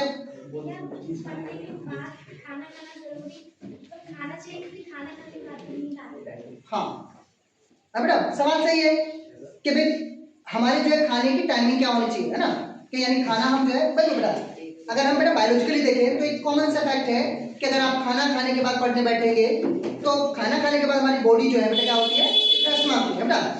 तो अगर आप ये सोच रहे हैं कि खाना खाने के बाद आप बैठे पढ़ने, ठीक है, तो बहुत ज़्यादा इफेक्टिवली पढ़ पाएंगे, या फिर आप सवाल सीधा सही है कि हमें खाना, अगर इससे हम डाल के सवाल बोले तो बात ये कि हमारे खाना खाने की टाइमिंग क्या होनी चाहिए। तो बेटा इसमें दो तीन बातें हैं। पहली बात तो ये कि अब जब हम प्रिपरेशन कर रहे हैं या जब हम पढ़ने के मूड में बैठ रहे हैं, ठीक है, हमारा पेट इतना भरा हो कि हमारा दिमाग किताब पर, सिलेबस पर और जो हम पढ़ रहे हैं उसी पर हो, ठीक है। मतलब इतना हमें खाकर बैठना है कि जिससे हमारा जो दिमाग है वो ऐसा ना हो कि हम बुक लेके पढ़ रहे हैं और हमारा दिमाग इस बात पर है कि घर में बन क्या रहा है, ठीक है, हमारे पेट में चूहे ना कूद रहे हो। हाँ बेटा, पढ़ने से पहले की मैं बात कर रहा हूँ, जब हम खाने की बात करते हैं, बात करते हैं, तो देखो कॉमन सी बात रहेगा, आप अगर आप देखें तो अपने खाने में अनाज को यानी कि चावल और रोटी को थोड़ा सा स्किप करके बाकी चीज खा लें। आजकल सीजनल सब्जियां बहुत अच्छी खासी सीजन में ना बहुत सस्ती चल रही हैं, सीजनल सब्जियां बेटा बहुत सारी जो सीजनल सब्जियां अच्छी चल रही हैं, आप सब्जियां जो है जैसे खीरा है, टमाटर है बेटा, ये चीजें बैठकर आप जब पढ़ रहे हो ड्यूरिंग बेटा जो स्टडी भी खा सकते हो आराम से, नींद बिल्कुल नहीं आएगी। लाइटली बेटा स्नैक्स ठीक है ना, लाइट स्नैक्स में क्या होता है कि अनाज को आप छोड़ दें, बाकी चीजें खाएं, और खाने मतलब पढ़ते समय बेटा बैठने के लिए जरूरी है कि आपके पेट में इतना खाना हो कि आपको भूख लगने की वजह से माइंड स्ट्रेस में ना हो, ठीक है। दूसरा, इतना खाकर नहीं बैठते हैं कि हर मिनट पोजीशन चेंज हो रही है, पहले बैठे है ना 5 मिनट बाद आप सोचो कि पैर भी थोड़ा सा सीधा कर ले, है ना, सर थोड़ा पैर सीधा किया, फिर मन किया बिस्तर पर बैठे हैं, बिस्तर बैठ के पढ़ रहे हैं, टेबल बैठ के पढ़ रहे हैं, फिर मन किया थोड़ा पैर दूसरा पैर भी सीधा कर ले, अब अगले 5 मिनट बाद दूसरा पैर भी सीधा हो गया, फिर मन किया चलो थोड़ी कमर भी सीधी कर ले, बैठने में थोड़ी सी दिक्कत हो रही है, 15 से 20 मिनट होता तो बड़ा कमर भी सीधी हो गई, अब जो बुक की पोजीशन ये थी अब ये हो गई, है ना, पहले हम ऐसे पढ़ रहे थे, है ना, अब जब शरीर पे फैलते फैलते अब हमारी जो पोजीशन है वो है ना फ्लैट हो गई है, और जो बुक की पोजीशन है वो हवा में आ गई है। 20 से 25 मिनट होते होते जो बुक है वो हमारे ऊपर फ्लैट है, ठीक है बेटा। तो डाइट पढ़ने से पहले मतलब खाने का जो चीजें हो वो ऐसी हो, बहुत लाइट में लेना, ठीक है, जिससे नींद ना आए, है बेटा, इतना खा के बैठा। दूसरा बेटा, अपनी आवाज ट्राई करो, ठीक है, जब तक आप पढ़ रहे हैं 2 घंटे 4 घंटे का आपका अपने पीरियड अपनी साइड किया हुआ पढ़ने का, जब तक आप पढ़ रहे हैं उस समय तक आपको कोई हार्ड मील नहीं लेनी, आपके जो है रेस्ट वाले जो आवर्स हैं उसमें खूब पेट भर के खाओ, खूब आराम से सो, आराम करो, वो ठीक है ना, ठीक है। डाइट का है ना, पढ़ते समय उतना खा के बैठने के जिससे भूख भी ना लगे और जिससे हमारी बॉडी पोजीशन भी चेंज ना हो, ठीक है। और पूरा पेट भर के आप तभी खाए कि जब आपके जो स्टडी आवर्स हैं वो आप कंप्लीट कर चुके हो। लंच प्रॉपरली लें, रात का जो मील है वो प्रॉपरली लें, उसमें कोई दिक्कत नहीं, ठीक है बेटा। इसमें किसी का और सवाल कोई, इस पोर्शन में किसी का बच्चे कोई सवाल? देखो बेटा, है ना, अच्छा एक सवाल कि एक दिन में हमारे स्टडी आवर्स कितने होने चाहिए या कितना पढ़ना चाहिए बेटा? तो देखो ऐसा बेटा ना कि जब रिजल्ट आता है बोर्ड वाला ना, किसी बच्चे का मतलब जो है जो टॉपर्स बच्चे होते हैं उनका इंटरव्यू आता है, तो उस इंटरव्यू में एक बहुत कॉमन सी बात आती है कि मैं 8 घंटे पढ़ रही थी, मैं 10 घंटे पढ़ रही थी, है ना, मैंने 12 घंटे पढ़ाई की तब जाके इतना स्कोर आया हुआ है ना, इतना रिजल्ट आया। तो देखो उसके लिए बेटा जवाब बहुत सामान्य सा है, हर बच्चा इंडिविजुअल है, हर बच्चे की कैपेबिलिटी अलग है, हर बच्चे की क्षमता अलग है, हर बच्चे का कोई कई बार बच्चे पूछते हैं कि सर हम रात को पढ़े कि दिन में पढ़े, बहुत कॉमन सवाल होता है कि रात में पढ़ना ज़्यादा अच्छा है या दिन में पढ़ना ज़्यादा अच्छा है। तो बड़ा उस बच्चे के लिए मेरा जवाब यही है कि हर बच्चा इंडिविजुअल है, उसकी हैबिट्स अपनी अलग अलग हैं। अगर कोई बच्चा रात में पढ़ने में कंफर्टेबल है तो उसको रात को पढ़ना चाहिए, कोई बच्चा दिन में दोपहर में पढ़ने में कंफर्टेबल है उसे उस समय पढ़ना चाहिए। हर बच्चे की बेटा तो अपनी फैमिली कंडीशंस अलग अलग है, कोई बच्चा हो सकता है कि उसके जो घर में जो टाइमिंग हो, अवेलेबल टाइमिंग हो पढ़ने की वो डिफरेंट होती है। कुछ घंटे होंगे जो घर में बहुत ज़्यादा शोर शराबा रहता होगा, कुछ घंटे होंगे जो घर में बहुत ज़्यादा उसको एकांत मिलेगा पढ़ने की, तो वो वेरी करता है, हर बच्चे का अपना अलग अलग कि पढ़ने के आवर्स क्या हो सकते हैं ना। एक एवरेज पेरेंट्स का वो टाइम होती है कि सुबह पढ़ना चाहिए, सुबह ज़्यादा पढ़ते तो लगता है। देखो बेटा, ठीक है, पेरेंट्स का जो चीज़ें हैं कि पेरेंट्स अपने हिसाब से वो तोड़ते हैं, लेकिन मेरी जो एडवाइस रहेगी है ना, कई बार होता है पेरेंट्स बोलते हैं सुबह उठ के पढ़ो, है ना, सुबह 4 बजे उठ के पढ़ो या 5 बजे उठ के पढ़ो या सुबह जल्दी अर्ली मॉर्निंग उठ के पढ़ो, ज़्यादा अच्छा रहता है। अब बच्चे ने रात को जो है 12 बजे 1 बजे तो फोन छोड़ा है, रात को रील्स स्क्रॉल करते करते बेटा कब 12 बज गए, कब 1 बजा, कब 2 बज गए पता नहीं चला। अब जो बच्चा रात को लेट नाइट सो रहा है वो सुबह कैसे उठ जाए? चलो पेरेंट्स कहने उठ भी गया है ना, उठकर सिर्फ एक काम होगा सामने किताब खुली होगी, है ना, और उसमें जो फिगर्स हैं, जो लेटर्स हैं, वो एक दूसरे को मारते कूटते दिखाई दे रहे होंगे। देखिए, तो फिर मेरे बेटा ना एडवाइस ही रहती है कि आप जब कन्वीनियंट है पढ़ने के लिए, जब आपको लगता है कि बहुत अच्छे आवाज आपके घर में, हर बच्चे की घर की कंडीशन में अलग है, ठीक है, तो जब आप घर में एकांत महसूस करते हैं, जब आप एकदम साइलेंटली पढ़ सकते हैं, वो आपके लिए सही टाइम है। और जब बात करते हैं कि आवर्स क्या हो पढ़ने के, तो देखो बेटा, कोई बच्चा, मैंने कहा ना कि इंडिविजुअल डिफरेंसेस है हर बच्चे में, कोई बच्चा 4 घंटे पढ़कर बहुत अच्छा भी स्कोर कर सकता है, और कोई बच्चा 10 से 12 घंटे पढ़कर भी जो है एवरेज मार्क्स ला सकता है। तो स्टडी आवर्स बेटा, हाँ ये जरूर बात है कि आप जितना एफर्ट्स देंगे, आप जितने ज्यादा घंटे पढ़ेंगे, आपका अपना रिजल्ट उससे बेटर होगा। आपका कॉम्पिटिशन अपने आप से है। आप अपने आप को 2 घंटे देते हैं, उसका रिजल्ट कुछ और होगा। आप अपने आप को 8 घंटे देते हैं, उसका रिजल्ट कुछ और होगा। आपका कॉम्पिटिशन, आपका जो अपना कंपैरिजन है, वो किसी और से हो ही नहीं सकता। कोई दूसरा बच्चा अपनी एबिलिटी के हिसाब से 4 घंटे पढ़ेगा तो उसका रिजल्ट कुछ और होगा, वही बच्चा 8 घंटे पढ़ेगा तो उसका रिजल्ट कुछ और होगा। तो आपको अपना मैक्सिमाइज देना है। इसके लिए कोई पर्टिकुलर, कोई बेटा जो है यूनिवर्सलाइज्ड आवर्स नहीं है कि हर बच्चा इतने घंटे पढ़कर इतना अच्छा स्कोर कर ही सकता है। मेरे ख्याल है ये बात हम सब तक है ना, थोड़ा क्लियरिटी हो गई होगी। आपको अपने अकॉर्डिंग अपने परफॉर्मेंस को, अपनी जो तैयारी को अच्छा करना है, उसके लिए आप जितना ज्यादा टाइम देंगे उतना अच्छा स्कोर कर पाएंगे। अपने इंडिविजुअल की बात कर रहा हूं, ठीक है। यूनिवर्सलाइज्ड आवर्स नहीं है कि कोई बच्चा अगर इतने घंटे पढ़ ले तो इतने मार्क्स ले आएगा। वो बात सभी बच्चों पर लागू कभी नहीं होगी। ठीक है, चलिए यहाँ 2-3 सवाल हमारे हो गए। कुछ और किसी के दिमाग में चल रहा हो, कुछ ऐसा लग रहा हो कि ये भी बात होनी चाहिए, या कुछ ऐसा डाउट हो कि जो लग रहा हो कि इस पर कुछ ऐसा है जो जानना है, चलिए। अगर यहाँ वाला पोर्शन हम पूरा कर चुके हैं, अगर बीच में भी किसी को लगे कि ये वाले पोर्शन पर कुछ रह रहा है, कुछ मन में आ रहा है, तो हैंड रेज करना है और फिर बात करेंगे। इस तरह बढ़ाया भाई, डूज और डोंट्स की जब बात करते हैं तो देखिए, पहले हम डूज की बात करें कि डोंट्स की बात करें? कितने लोग कह रहे हैं पहले डूज की बात करें? चलिए, संख्या ज्यादा है। कितने लोग डोंट्स की पहले बात कर लें? इनकी संख्या थोड़ी सी कम है। चलिए, तो बड़ा जनमत के हिसाब से, हाँ जी, जनमत के हिसाब से एज पर द डेमोक्रेसी हम किस तरह बढ़ रहे हैं? हम दूसरी तरफ पहले बढ़ रहे हैं, ठीक है।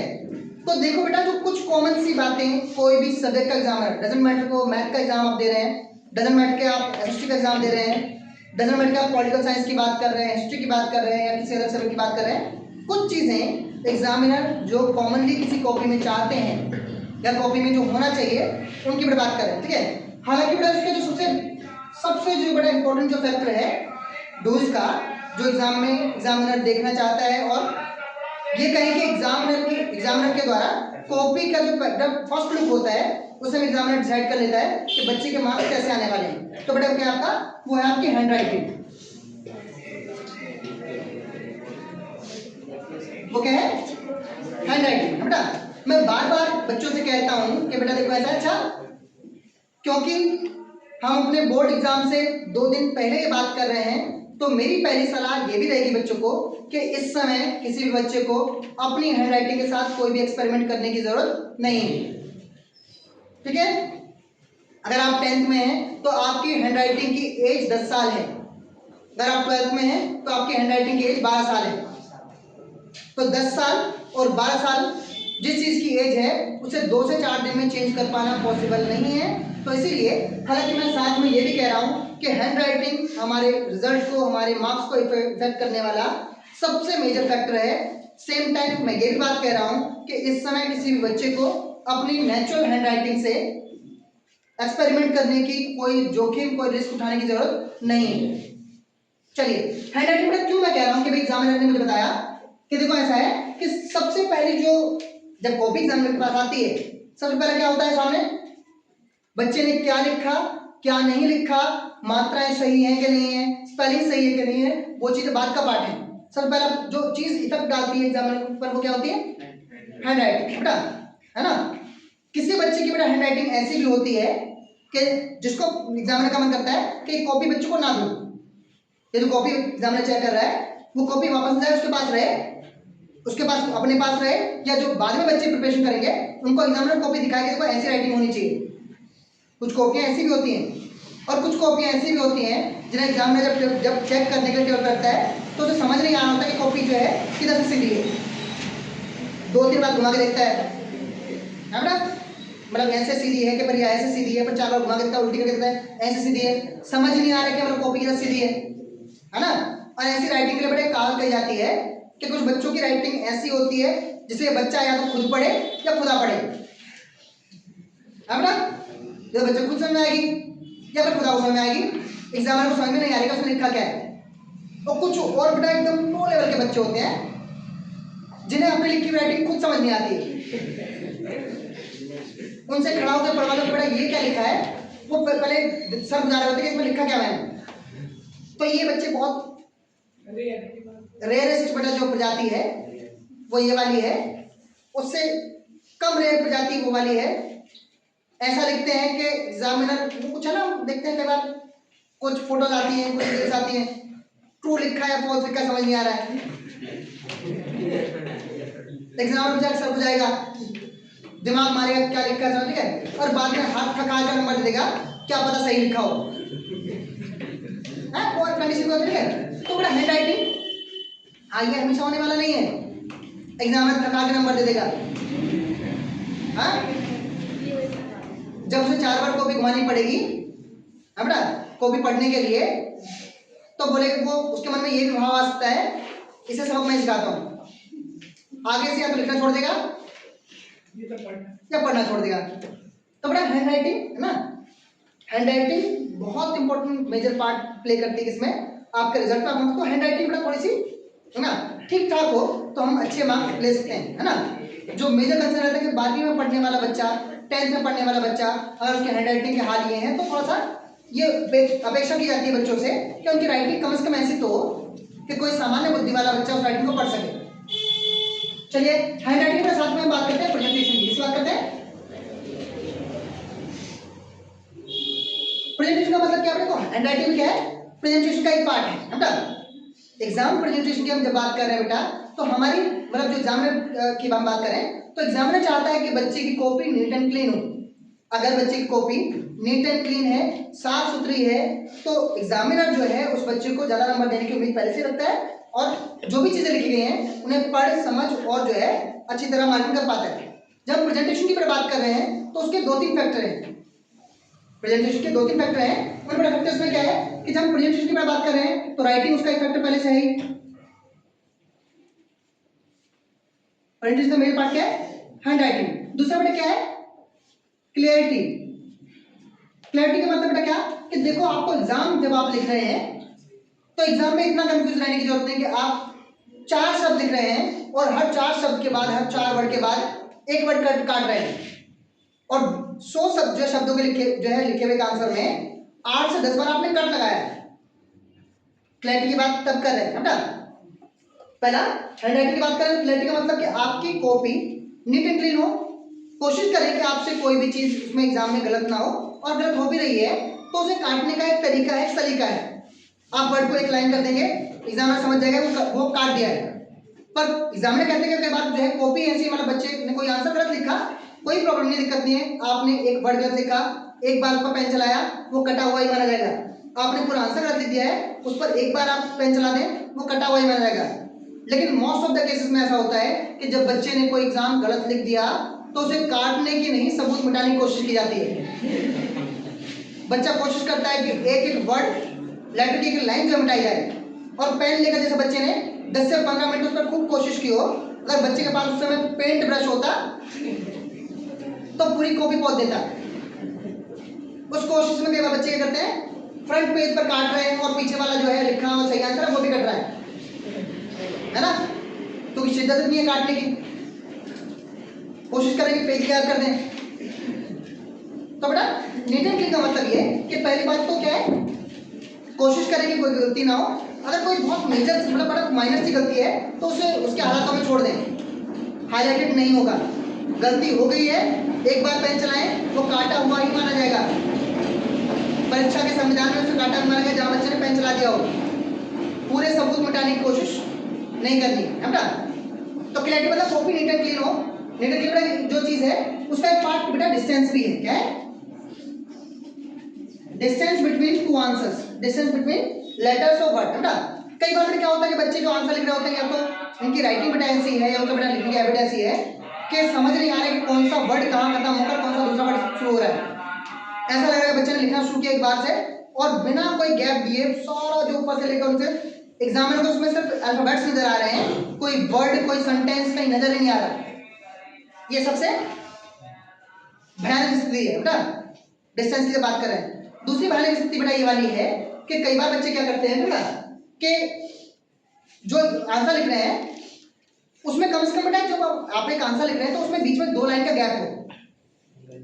वो इसलिए जरूरी है बेटा, डिस्टेंस की बात कर रहे हैं, वो इसलिए जरूरी है पहली बात के जो एग्जामिनर है उसको पता चल पाए कि हाँ बच्चे का एग्जाम में ये वाला आंसर यहाँ से कंप्लीट हो गया है और यहाँ से अगला शुरू हुआ है।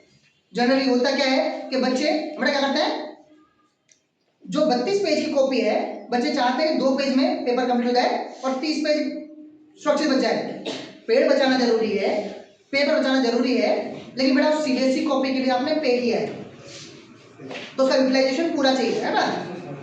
तो किसी भी बेटा क्या है आंसर के बीच में एग्जामिनर की जो बेटा इशू होता है कि बच्चे कम से कम एक प्रॉपर डिस्टेंस छोड़ें 2 रीजन से।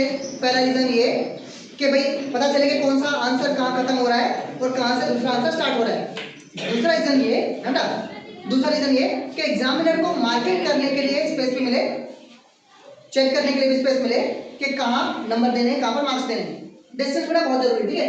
हैंडराइटिंग क्लियरिटी काटापिटी एग्जाम में कम से कम हो। और तीसरा जो डिस्टेंस है सेंटेंसेस के बीच में या लेटर्स के बीच में या फिर आंसर्स के बीच में वो प्रॉपर्ली हो तो ज्यादा अच्छा है ना।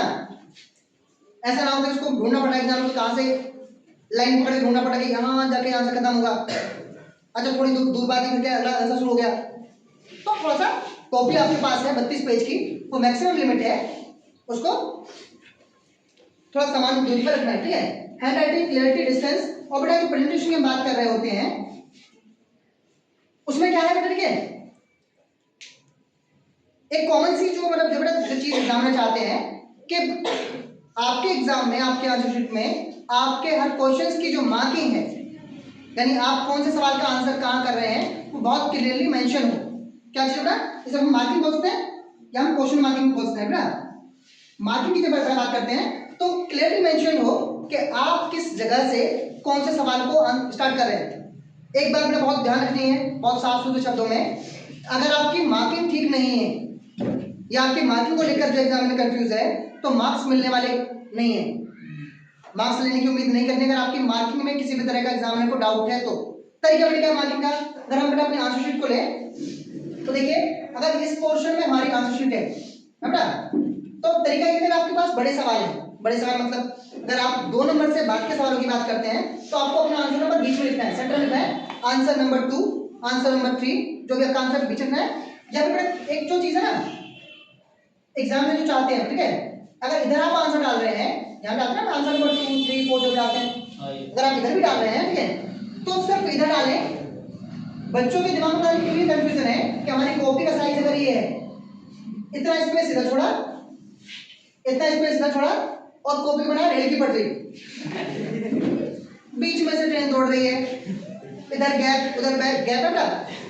मैथ्स के एग्जाम की बात करें तो रफ वर्क का जो काम है बेटा उसमें पीछे कॉपी पेज दिया होता है और पता नहीं क्यों बच्चों को समझ नहीं आता है कि बच्चे जब स्केल लेके जाते हैं तो यहाँ से इतना स्पेस छोड़ा, मार्क के लिए समझ में आता है, इतना स्पेस भी छोड़ रहे हैं, ये किस लिए समझ नहीं आता है, लेकिन बच्चों को कहना होता है अच्छा लगता है। अरे बोर्ड की कॉपी में तो पहले से आता है ना। अरे फिर बुद्धिमान बच्चे हैं, कौन है बोर्ड ये मार्क जगह देने वाला, होता कौन है बेटा, क्यों करना है, रफ वर्क के लिए पीछे लास्ट में पेज दिए हैं, उसके ऊपर लिखा होता है हिंदी इंग्लिश दोनों में, है ना, यह स्थान रफ वर्क के लिए है, वहां क्यों नहीं कर रहे हैं, ठीक है, यहाँ नहीं करना है ना।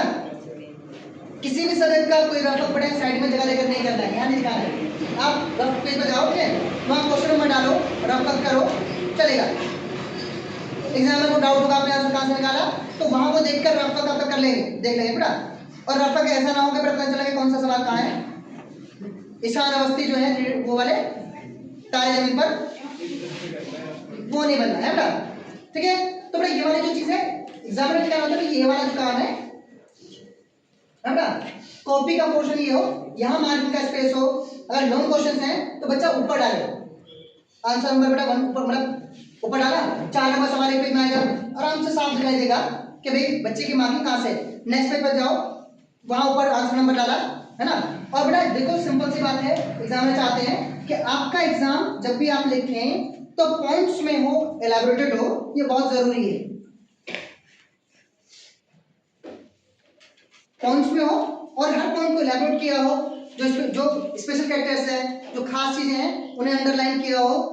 ये चीजें आपके एग्जाम में अगर होती हैं तो आपके एग्जाम में जो मार्क्स आने की जो संभावना है बहुत अच्छी होती है। एक एग्जाम को आप, एक आंसर को आप सिर्फ पैराग्राफ में लिखते हैं, पैराग्राफ में आपने शुरू से शुरू किया और एंड तक लिख दिया, 4 नंबर का सवाल है, संभावनाएं बहुत ज्यादा है कि उसे पैराग्राफ में लिखने पर आपको 2 से 3 नंबर मिलेंगे।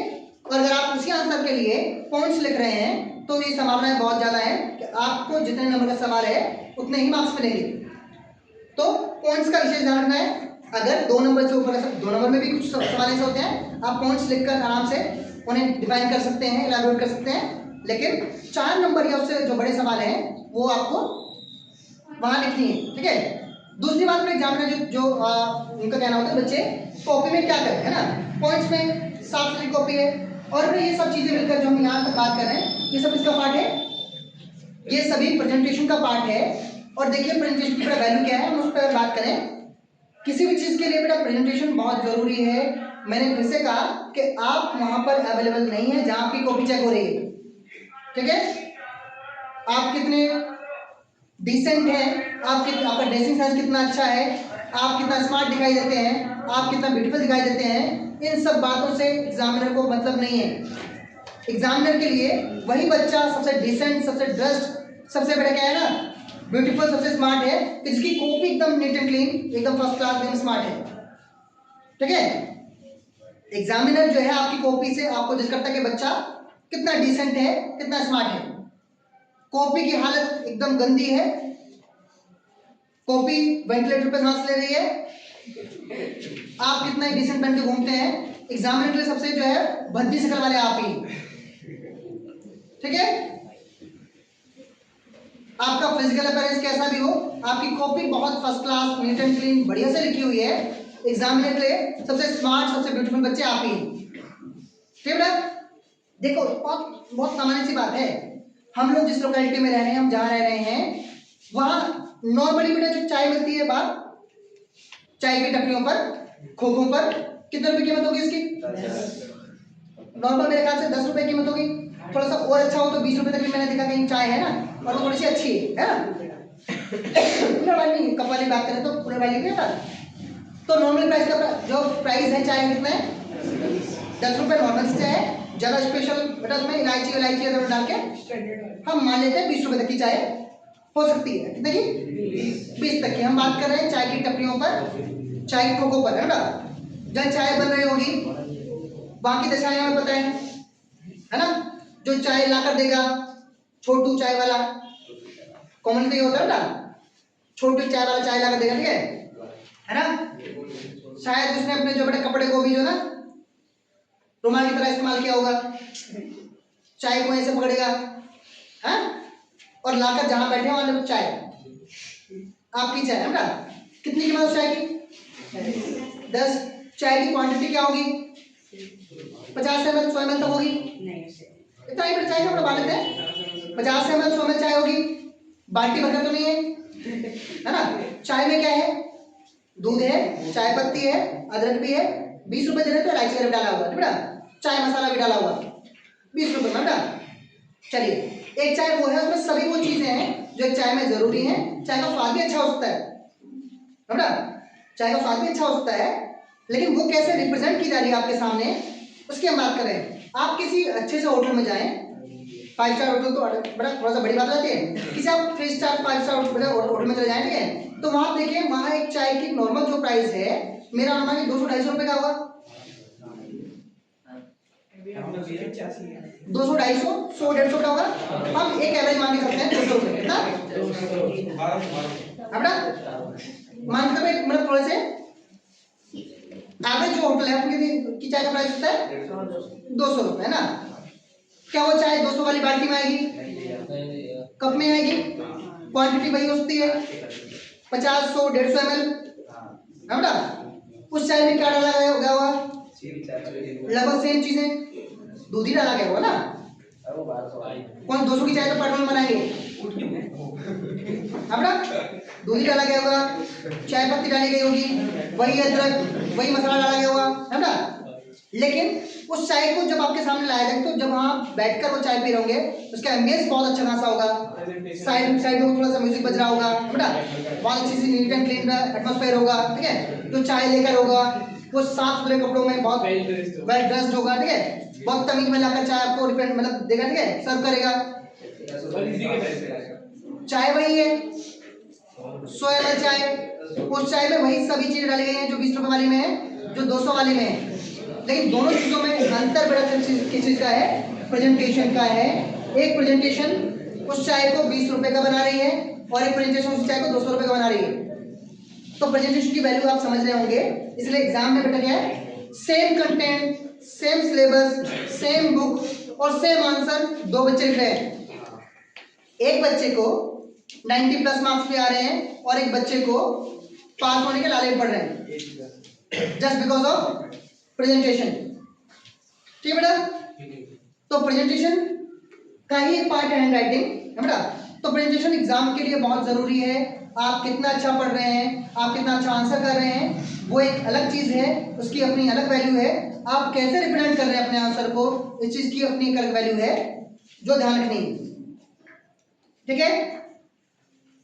इसमें किसी को कुछ और, मैं कंक्लूजन की बात कर रहा हूं, मैं जनरल जो है प्रोसेस की बात कर रहा हूं, जो एग्जामिनर्स जो है मतलब चाहते हैं बच्चों के एग्जाम है ना, क्या चीजें हो, प्रेजेंटेशन अच्छी हो, हैंड राइटिंग प्रेजेंटेशन का ही पार्ट है ना। डॉट्स की बेटा बात करें है ना, डॉट्स की तरफ आए बेटा। डॉट्स में जो पहली चीज एग्जामिनर नहीं चाहता है ना, जो पहली चीज एग्जामिनर जो है बच्चे से नहीं चाहता वो बेटा क्या है, पहली चीज बेटा जो बच्चे जो एग्जामिनर जब कॉपी उसके पास पहुंच गई है बेटा, पहली चीज बेटा जो एग्जामिनर नहीं चाहता वो नहीं चाहता कि बच्चा उसे बेवकूफ बनाए। पहली चीज जो एग्जामिनर बच्चे से उम्मीद नहीं कर रहा है, जो नहीं चाहता कि बच्चा ना करे, वो क्या है, एग्जामिनर को बेवकूफ बनाने की कोशिश जो है बेटा, उसी को कैसे बेवकूफ बनाने की कोशिश करते हैं। बच्चे को लगता है कि बच्चे ने क्वेश्चन नंबर 5 पहले एक बार लिख दिया स्टार्टिंग में, है ना, और बच्चा समझता है कि जो है एक बार 5 नंबर वाला सवाल चेक हो चुका हुआ, 4 नंबर का सवाल है, 3 नंबर वहां मिल चुके हैं। अगर 2-3 पेज छोड़ के दोबारा 5 नंबर लिख दो, 3 नंबर फिर मिल जाएगा, है ना। हो सकता है कि ये चीज कई बार गलती में हो सकता है कि ये चीज कई बार गलती में हो, जल्दबाजी में हो, कि आप किसी भी सवाल का आंसर रिपीट कर रहे हैं, लेकिन अगर 2-4 सवालों के साथ ऐसा हो रहा है तो सीधे सीधे इसका मतलब ये है कि बच्चा एग्जामिनर को बेवकूफ बनाने की कोशिश कर रहा है बेटा। तो रीराइटिंग ऑफ आंसर बेटा क्या है, रीराइटिंग ऑफ आंसर बेटा क्या है, एग्जामिनर कॉपी में देखना नहीं चाहता बेटा। ऑफलाइन कॉपी चेक होती है, इस साल उसमें थोड़ा सा चेंज आया, किस बच्चे ने पूछा भी था, है ना, शायद कि भाई जो इस साल से कॉपियां ऑनलाइन चेक होने वाली हैं, तो उसे लेकर बहुत ज़्यादा डरने की, परेशान होने की जरूरत नहीं है। क्यों, क्योंकि बेटा उसमें सिर्फ जो आपकी कॉपी की स्कैन कॉपी है वो एग्जामिनर के पास जाएगी। अंतर सिर्फ इतना होगा, एग्जामिनर उस कॉपी को देखकर जो है ना बेटा, कि उसमें टिक नहीं कर पाएगा, लेकिन आपकी कॉपी को देखकर इवैल्यूएट करेगा।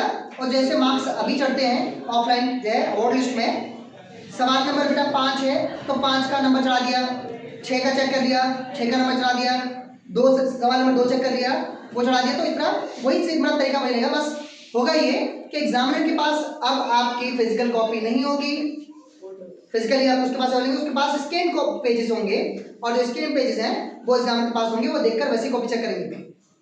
राइटिंग प्रेजेंटेशन वाले जो फैक्टर्स हैं वो इक्वली वैसे ही काम करेंगे जैसे आप करते हैं, ठीक है बेटा। एक बात, एक भ्रम बच्चों के दिमाग में अगर है तो उसे बिल्कुल दूर कर लें कि किसी भी सवाल का रीड जो है आंसर लिखकर बच्चों को मार्क्स मिल जाएंगे। बड़ा तरीका ये होता है कि एग्जामिनर ने अगर कॉपी में सबसे बेटा पहले क्वेश्चन नंबर 5 चेक किया, तो आंसर शीट के फ्रंट पेज पर एक कॉलम बना होता है, वहाँ क्वेश्चन नंबर्स लिखे होते हैं, उनके सामने उन्हें उस सवाल पर बच्चे को मिलने वाले मार्क्स जो ऑप्टेड मार्क्स हैं वो चढ़ाने होते हैं। तो एग्जामिनर ने क्वेश्चन नंबर 5 चेक किया, चेक करने के साथ फिर क्या करते हैं, फ्रंट पेज पर जाते हैं, वहाँ क्वेश्चन नंबर 5 के सामने जितने मार्क्स आए हैं चढ़ा दिए। अब क्वेश्चन नंबर 5 कितनी बार आए, ऑलरेडी मार्क्स उसको दिखाई देते हैं कि वहाँ पर चढ़े हुए हैं, क्वेश्चन नंबर 5 के सामने मार्क्स लिखे हुए हैं, तो रीराइट करके नंबर लेना बेटा बेवकूफी सरासर है ना।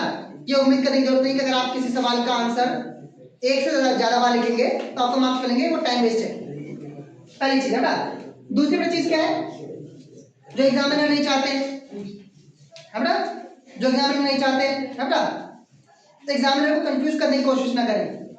कंफ्यूज बेटा कैसे लिखे, जैसे हमने कहा ना कि ट्रू लिखा है कि फॉल्स लिखा है दिखाई दे रहा है, और बच्चा उम्मीद कर रहा है कि एग्जामिनर जो है वो कंफ्यूज होकर इस उम्मीद से नंबर दे देगा कि शायद सही हो। आप एग्जामिनर को आंसर में जितना ज्यादा घुमाएंगे, एग्जामिनर आपको आपकी मार्कशीट में उतना ज्यादा घुमाएगा। अगर आप आंसर देते समय एग्जामिनर को गोल गोल घुमा रहे हैं, तो एग्जामिनर भी आपको ऐसे घुमाएगा कि आप अपनी जो है अवार्ड लिस्ट में अपने रिजल्ट में मार्क्स ढूंढते रह जाएंगे। तो घुमाने की कोशिश नहीं करनी है बेटा, कंफ्यूज करने की बेटा कोशिश करनी नहीं करनी है बेटा। तो भी सिंपल सी बात है कि देखो सिंपल सी बात है कि एग्जामिनर एग्जाम की कॉपी चेक करते समय जितना कन्वीनियंट रहेगा उतना आपके लिए अच्छा है। उसे जितना स्ट्रगल करना पड़ा कॉपी चेक करने के लिए, आपको अपने रिजल्ट में नंबर ढूंढने में उतना ही ज्यादा स्ट्रगल करना पड़ेगा। ये वन टेक है। एग्जामिनर कहता है बेटा मैंने झेला, अब तुम झेलो, ठीक है। तो हाँ ये जैसे कि हमारी कॉपी है ना, हाँ जी, एक ही सर चेक करते हैं या फिर 3-4 सर चेक करते हैं? देखो बेटा है ना, फॉर्मल प्रोसेस ये है कि बोर्ड की कॉपियां 3 लोगों द्वारा चेक की जाती हैं। मींस एक जो मेन एग्जामिनर है वो कॉपी चेक करेगा, उसके बाद जो सेकंड एग्जामिनर है वो कॉपी चेक करेंगे, और थर्डली जो थर्ड एग्जामिनर है वो कॉपी चेक करेंगे, है ना। लेकिन मेरी अपनी समझ, मेरा अपना बड़ा अनुभव ये कहता है कि कोई भी कॉपी जो है एक बार चेक होने के बाद उसमें बहुत ज्यादा डिफरेंसेस नहीं आते हैं। बहुत रेयर केसेस ये होता है कि भाई किसी मतलब एक एग्जामिनर कॉपी चेक की और उसके बाद जो एग्जामिनर चेक कर रहे हैं उसमें मार्क्स में बहुत वेरिएशन आए, बहुत बदलाव आए, इस बात की संभावना बहुत कम रहती है, ठीक है। हाँ फॉर्मली प्रोसेस ये है कि किसी भी कॉपी को 3 एग्जामिनर चेक करते हैं, ठीक है। हम इस बात ग्राउंड की बात कर रहे हैं, तो एक ये बेटा इसमें बेटा जो 3 चीजें हैं है ना, तीसरी जो चीज है कि जब आप अपने आंसर्स को बेटा जो है मार्क कर रहे हैं, आप अपने आंसर्स को बेटा जो मार्क कर रहे हैं, तो उसमें तरीके जो है बेटा यहाँ से अगर मैं बात करूं तो देखो क्या होता है, हमने लिखा आंसर, हमने लिखा आंसर नंबर 5 है ना, और बेटा बाद में क्या हम ये तरीका अपनाते हैं, तीर ऐसे वाला, तीर ऐसे वाला, है ना। कुछ और तरीके होते हैं, क्या होता है, 3 लाइन खींच दी, है ना, है ना, 3 डॉट बना दिए, स्टार बना दिए, है ना,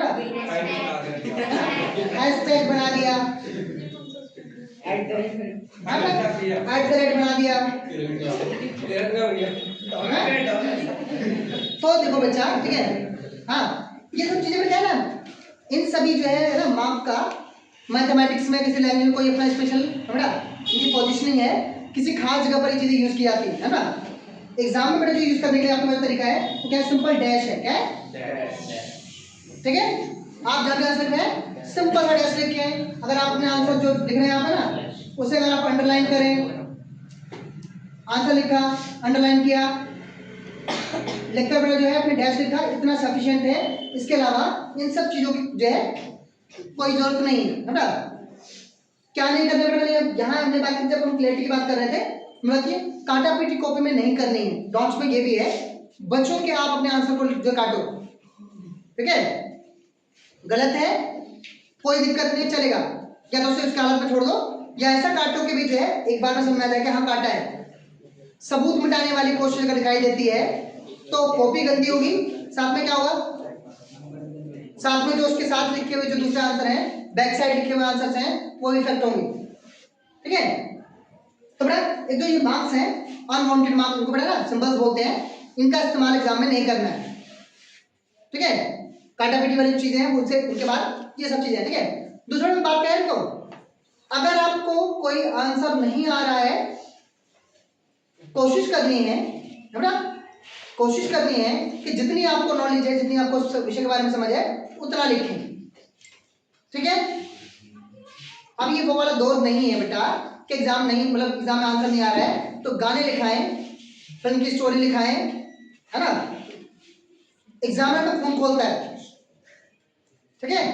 डोंट्स में अगर बच्चे ने ऐसा कुछ लिखा है तो एग्जामिनर खून खोलता है ना। और आप समझते हैं कि अगर एग्जामिनर का खून खोला कॉपी चेक करते हुए तो रिजल्ट देखते हुए फिर आपका खून खोलेगा, है ना। जब एग्जामिनर का खून खोलेगा तो वो आपका बहुत कुछ बिगाड़ सकता है। जब आपका खून खोलेगा रिजल्ट देखने के बाद तो आपका कुछ नहीं बिगाड़ सकते। चेकिंग कर सकते हैं। रीचेकिंग में क्या आता है, टोटली चेक ओवर आती है। रीचेकिंग को लेकर बहुत ज्यादा उम्मीदों में रहने की जरूरत नहीं है बेटा। रीचेकिंग का मतलब होता है कि एक बार एग्जामिनर ने कॉपी चेक की है, क्या उस कॉपी चेक में कोई भी सवाल जो है छूटा तो नहीं चेक हुए बिना। पहला पॉइंट है बेटा रीचेकिंग का, क्या आपकी कॉपी में कोई भी सवाल बिना चेक हुए छूटा तो नहीं है, पहली चीज। दूसरी चीज, क्या टोटली में कोई दिक्कत तो नहीं हुई है। ये जो होता है रीचेकिंग। रीचेकिंग का मतलब ये बिल्कुल नहीं होता है कि जी मैंने आंसर लिखा था, उन्होंने ऐसा चेक किया और कोई दूसरा चेक कर इसमें बताओ आंसर सही है कि गलत है। ये कभी रीचेकिंग में चेक नहीं होता है। तो बेटा बचना है इन चीजों से ना। ऐसी कोई भी चीज जिससे एग्जामिनर खून खोले, उसका मन करे कि बच्चा कहीं से बस मिल जाए। बच्चा नहीं मिलेगा हमको, क्या मिलेगा, कॉपी मिलेगी, है ना। और बच्चे का बदला किससे लिया जाएगा, कॉपी से। किस रूप में, मार्क्स के रूप में, है ना। तो ऐसी कोई बड़ी चीज नहीं करते। ठीक है। तो यहाँ पर हम जो डूज और डोंट्स की बात कर रहे हैं। ठीक है। पहली चीज ये कि भाई इधर वाली जो चीजें हैं उनको देखना, हालांकि इसी का बेटा जो है एक पैरेलल पार्ट ये भी है कि हमें क्या क्या नहीं करना है ना। ठीक है बेटा। एक चीज बेटा जो मैं अपनी तरफ से कह रहा हूँ कि जो बिल्कुल करने से बचना है ना, कि क्या चीज बेटा होता है। इससे बेटा बात करें, एक जो चीज है, हालांकि प्रेजेंटेशन से अलग का पार्ट है, क्या है बेटा, प्रेजेंटेशन ये होता है अटेम्प्टेशन, क्या है, एग्जाम अटेम्प्ट, है ना।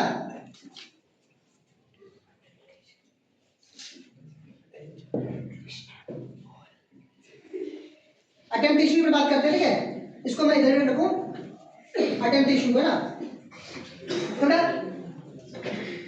एग्जाम में बेटा जो पहली पॉलिसी हम बार बार एक चीज कहते हैं कि आपके एग्जाम की अटेम्प्टेशन 100% होनी चाहिए, यानी कि 3 घंटे आपके पास सफिशिएंट है। इन 3 घंटे में आपको अपने क्वेश्चन पेपर के हर सवाल को अटेम्प्ट करना है, पहली चीज। दूसरी चीज कि जिस सवाल के लिए जितनी वर्ड लिमिट मांगी गई है उतनी वर्ड लिमिट आपको कैटर करनी है। कभी उम्मीद ना करें कि किसी सवाल के लिए 120 से लेकर 150 शब्दों में आंसर लिखने को कहा गया है और आप सोच रहे हैं कि 50 शब्दों में लिखेंगे और आप पूरे नंबर की उम्मीद कर रहे हैं। ऐसे भ्रम कभी ना पालें। अटेम्प्टेशन के 2 हिस्से हैं। पहली बात, हर सवाल अटेम्प्ट हो। दूसरी बात कि जो भी सवाल आप अटेम्प्ट कर रहे हैं उसकी वर्ड लिमिट उतनी हो जितनी आपके एग्जाम में बताई गई है।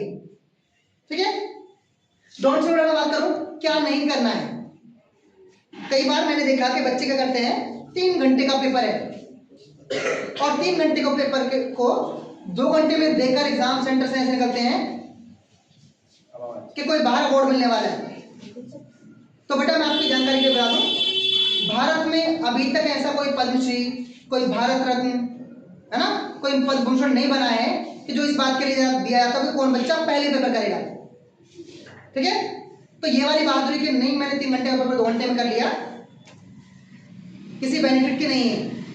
3 घंटे का पेपर इस तरह बनाया गया है कि कोई बच्चा कंटिन्यूअस लिखे तो 3 घंटे में अपना पूरा पेपर अटेम्प्ट करेगा। पहली वाली बीमारी जो है डोंट्स में बात करें कि बच्चे क्या करते हैं, 3 घंटे का पेपर 2 घंटे में करके बाहर ऐसे चीना चौड़ा करके निकलते हैं कि देखो मेरा सबसे पहले हो गया। और जो बाकी के साथी हैं, जो दोस्त हैं, उनकी क्लासरूम के बाहर खड़ा होकर एकदम जैसे युद्ध जीत कर आए हो ना, बलशाली, देख तुझसे पहले कर लिया है बेटा। जैसे अगले 26 जनवरी पर जो है राष्ट्रपति द्वारा उनको अवार्ड मिलने वाला है कि देखो इस बच्चे ने ये वाला सबक बाकी बच्चों से पहले पेपर अटेम्प्ट कर लिया। तो बेटा अगर आपकी जानकारी में ना हो तो मैं बता दूं, अभी तक भारत में ऐसा कोई अवार्ड नहीं बना है जो किसी भी एग्जाम को उसके टाइम से पहले कर लेने के लिए दिया जाता हो, पहली चीज। दूसरी चीज बेटा मैंने मतलब बहुत ही रेयर तो नहीं बोलूंगा, बहुत कॉमन आजकल एक स्पीसीज है हमारे बीच में, है ना, एक प्रजाति है हमारे बीच में जो ये कहती है कि 80 नंबर का पेपर था और मैंने 60 नंबर का कर लिया, 60 में से मेरे इतने नंबर आएंगे, होता है ना। एग्जाम कितने मार्क्स का है? 80 मार्क्स का, है ना। और बच्चा गर्व से बाहर एकदम एग्जाम सेंटर से बाहर निकल के आ रहा है कि देखो जी मैंने 60 नंबर का पेपर कर लिया, और पूछो कितने नंबर आएंगे, बोले 40 तो आ ही जाएंगे, हैं? जोड़ते भी ना। कितने परसेंट आ रहे हो? मेरे 60 में से 60 का किया मैंने, तो पेपर कितने नंबर का उससे मतलब नहीं है, मैंने तो 60 का किया, 60 में से मेरे 50 नंबर आएंगे, देखो 60 में 50 नंबर, तो बुद्धिमान बच्चों नंबर तो 80 में से आएंगे, मार्क्स तो 80 में से आएंगे ना।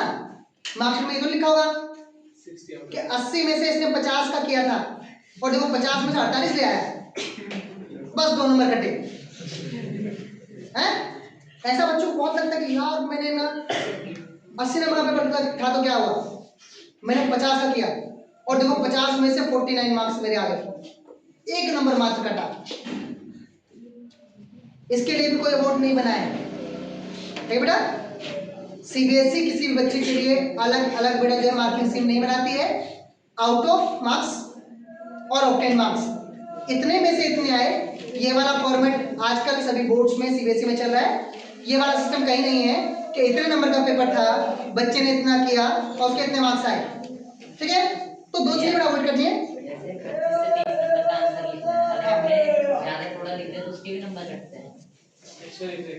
अक्षर कितने नंबर कटेंगे नहीं, है बेटा। देखिए फिर जब हम कहते हैं ना कि क्या एक्स्ट्रा लिखने के मार्क्स कटते हैं, तो बेटा कभी मार्क्स नहीं कटते। भाई 2 नंबर का सवाल है, 2 नंबर का सवाल एग्जामिनर को 30 शब्दों में चाहिए, है बेटा, आप उसका आंसर 300 शब्दों में लिखो, कोई दिक्कत नहीं है, नंबर 2 ही मिलेंगे, पहली बात। दूसरी बात, एक बुद्धि लगाने की जरूरत बेटा ये है, आपका पेपर जो है 3 घंटे का इसलिए बना है कि 3 घंटे आप कंटिन्यूस लिखोगे तो अच्छा, है ना, पूरा पेपर कर पाओगे। अगर आप 30 शब्दों वाले सवाल में 300 शब्द लिख रहे हो तो ये जरूरी है कि आपका कोई दूसरा सवाल छूटेगा, उसके लिए एक्स्ट्रा टाइम नहीं मिलेगा, ठीक है ना। तो वर्ड लिमिट बेटा आप करेंगे। दूसरी बात है बेटा, जैसा हमने पहले भी की कि कोई भी सवाल जिसका आंसर जो आंसर आपको लिखना है, सीधा सीधा जवाब दो, घुमाने की जरूरत नहीं है, बहुत सारा घुमाकर बताने की जरूरत नहीं है, बेटा। जितनी वर्ड लिमिट है उतने वर्ड्स में प्रॉपरली एकदम कट टू कट आंसर आए, इससे ज्यादा कुछ नहीं चाहिए एग्जामिनर को, ठीक है। एक्स्ट्रा लिख रहे हो आपकी श्रद्धा है, आप 3 नंबर के सवाल में पूरे 3 घंटे बता दो, कोई मना नहीं करेगा, ठीक है। चलिए तो भाई बड़ा डूज और डोंट्स को लेकर किसी बच्चे कोई सवाल कुछ मन में और आ रहा हो, कुछ ऐसा लग रहा हो कि जो आंसर ऊपर नीचे कर सकते हैं। हाँ, ये बड़ा एक जो चीज है ना बेटा, सुनो, एक अच्छी चीज है सीक्वेंस, है बेटा, इसी में लिखो बेटा, बहुत सही है बेटा, हाँ जी बेटा, बहुत सही बेटा। बोर्ड के एग्जामिनेशन में, किसी क्लास के एग्जाम में एक डाउट जो बच्चों को रहता है वो ये कि हमारा जो एग्जाम है वो सीक्वेंस में हो या ना हो, ठीक है। डाउट ये है ना, हम सीक्वेंस में लिखें या बिना सीक्वेंस के भी आंसर लिखते हैं क्या। इसका जवाब बेटा जो एग्जामिनर हमारे देते हैं वो ये कि देखो सिंपल सी बात है ना, सिंपल सी बात है, ऐसी कोई शर्त, ऐसा कोई रूल नहीं है कि आपका कोई भी एग्जाम सीक्वेंस में ही हो। पहली बात ये कि अगर आप अपने एग्जाम में सीक्वेंस मेंटेन कर सकते हैं तो इससे अच्छी कोई बात नहीं है। फिर वही है ना, जितना आप कन्वीनियंट बनाएंगे एग्जाम के लिए उतना अच्छा। अगर आप सीक्वेंस मेंटेन कर सकते हैं, सारे सवालों को बेटा सीक्वेंसली परफेक्टली लिख सकते हैं, तो इससे अच्छी कोई बात नहीं है। लेकिन बेटा सीक्वेंस मेंटेन करने के चक्कर में क्वेश्चंस को छोड़ना, या फिर क्वेश्चंस को बेटा जो है मतलब इस तरह रखना कि जो स्टार्टिंग के आंसर्स हैं वो थोड़े से कमजोर आंसर लग रहे हैं और बाद में आप फुल प्रूफ बहुत अच्छे आंसर लग रहे हैं, तो ये थोड़ा सा गलती होगी, है ना बेटा। एक सिंपल सा बड़ा रूल है कि जब एग्जामिनर आपकी कॉपी पढ़ना चेक करता है, पहले मैंने कहा ना, फर्स्ट लुक जो है आपका डिसाइड करता है कि एग्जामिनर आपको कितना जज कर रहे हैं, एग्जामिनर आपको किस कैटेगरी में रख रहे हैं। ये डिसाइड इस बात से होता है कि आपकी कॉपी का फर्स्ट लुक कैसा है। उसमें पहली चीज आपकी प्रेजेंटेशन है, प्रेजेंटेशन को देखते ही बड़ा एग्जामिनर समझ आता है कि बच्चा किस लेवल का है।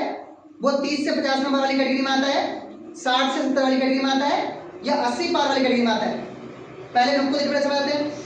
दूसरी बात, जब एग्जामिनर बेटा जो पहले और दो चार जो आंसर चेक करते हैं, फर्स्ट के 2-4 आंसर चेक करते हैं, एग्जामिनर समझ जाता है कि बच्चे का लेवल क्या है, बच्चा कितना पढ़ने वाला है, कितना अच्छा आंसर लिखने वाला है, ये समझ जाता है एग्जाम, ठीक है। और आगे के बड़े क्वेश्चन जो चेक होते हैं वो उसी जो माइंडसेट के साथ होते हैं कि स्टार्टिंग में बच्चे ने कैसे किया है। हम जो है ना कोट समझते हैं, first impression of is the last impression का। स्टार्टिंग में आपने 2-4 आंसर जो आपको सबसे बेहतरीन आते हैं, सीक्वेंस की बात करें, जो आंसर आपको पूरे पेपर में सबसे बेहतरीन आते हैं उन आंसर्स को सबसे पहले लिखना है, सीक्वेंस ये होना चाहिए। उसके बाद प्रायोरिटी के हिसाब से जो आपको लगता है कमजोर है वो मिडिल में, जो लगता है अभी आपको बहुत कम उम्मीद है उन सवालों से, वो सबसे लास्ट में। इससे फायदा ये होगा कि एग्जामिनर जो है बेटा आपके स्टार्टिंग के 2-4 सवाल पढ़ने के बाद ये जज कर लेते हैं कि आपको कितने मार्क्स देने हैं, ठीक है। अगर स्टार्टिंग के 2-4 आंसर अच्छे हैं, बाद वाले थोड़े से अप डाउन भी होंगे तो चल जाता है। स्टार्टिंग के 2-4 सवाल बेटा बहुत कमजोर हैं, लग रहा है पढ़ करके मतलब बच्चे को कुछ नहीं आता है, उसने कुछ मतलब स्टडी नहीं की है, तो आगे अगर आपने अच्छे मार्क्स मतलब आंसर लिखे भी हैं तो वो भी उसी फ्लुएंसी में चले जाएंगे। तो बेटा तो सीक्वेंस मेंटेन की बेटा बात करते हैं, अगर आप सारे आंसर्स को परफेक्टली लिख के सीक्वेंस मेंटेन कर सकते हैं तो बहुत अच्छी बात है। ऐसा बेटा साइकोलॉजिकली पॉसिबल नहीं है कि किसी भी बच्चे को सारे आंसर्स एकदम परफेक्टली आते हो। हाँ सर कह रहे थे कि मतलब साइंस और मैथ जितना क्यों कठिन चल रहा है, कुछ नहीं, ऐसी कोई भी टेक्नोलॉजी नहीं है, ऐसा कोई टर्म नहीं है कि आपको सीक्वेंस में ही लिखना है। हाँ अभी एग्जाम में बताया कि जो हिस्ट्री और साइंस का पेपर है, अगर आप जैसे बायोलॉजी के क्वेश्चन है उसे बायोलॉजी में ही करना है, अगर आपने फिजिक्स में बायो में कर दिया तो उसके नंबर नहीं मिलेंगे। और हिस्ट्री हाँ में हिस्ट्री में ऐसा नहीं है, ऐसा हिस्ट्री में ऐसा हाँ हिस्ट्री में है बेटा।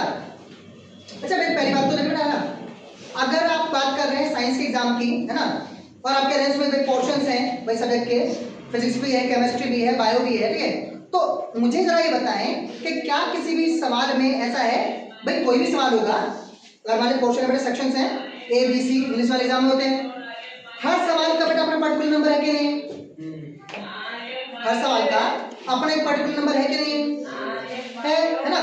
तो आप क्वेश्चन नंबर चेक कर रहे हैं एग्जामिनर को, तो एग्जामिनर को इस बात से कोई आपत्ति नहीं है कि आपने फिजिक्स वाले सारे सवाल एक साथ क्यों नहीं लिखे हैं, बायो वाले सारे एक साथ क्यों नहीं लिखे हैं, आपने अपने केमिस्ट्री वाले सारे एक साथ क्यों नहीं लिखे हैं।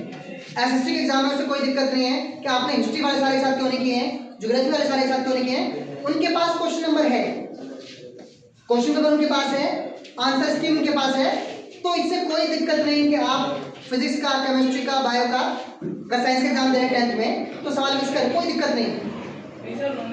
हाँ फिजिक्स है, जैसे 20 क्वेश्चन है वो 20 आप ऊपर नीचे कर सकते हो फिजिक्स के अंदर, लेकिन आप बायो में नहीं।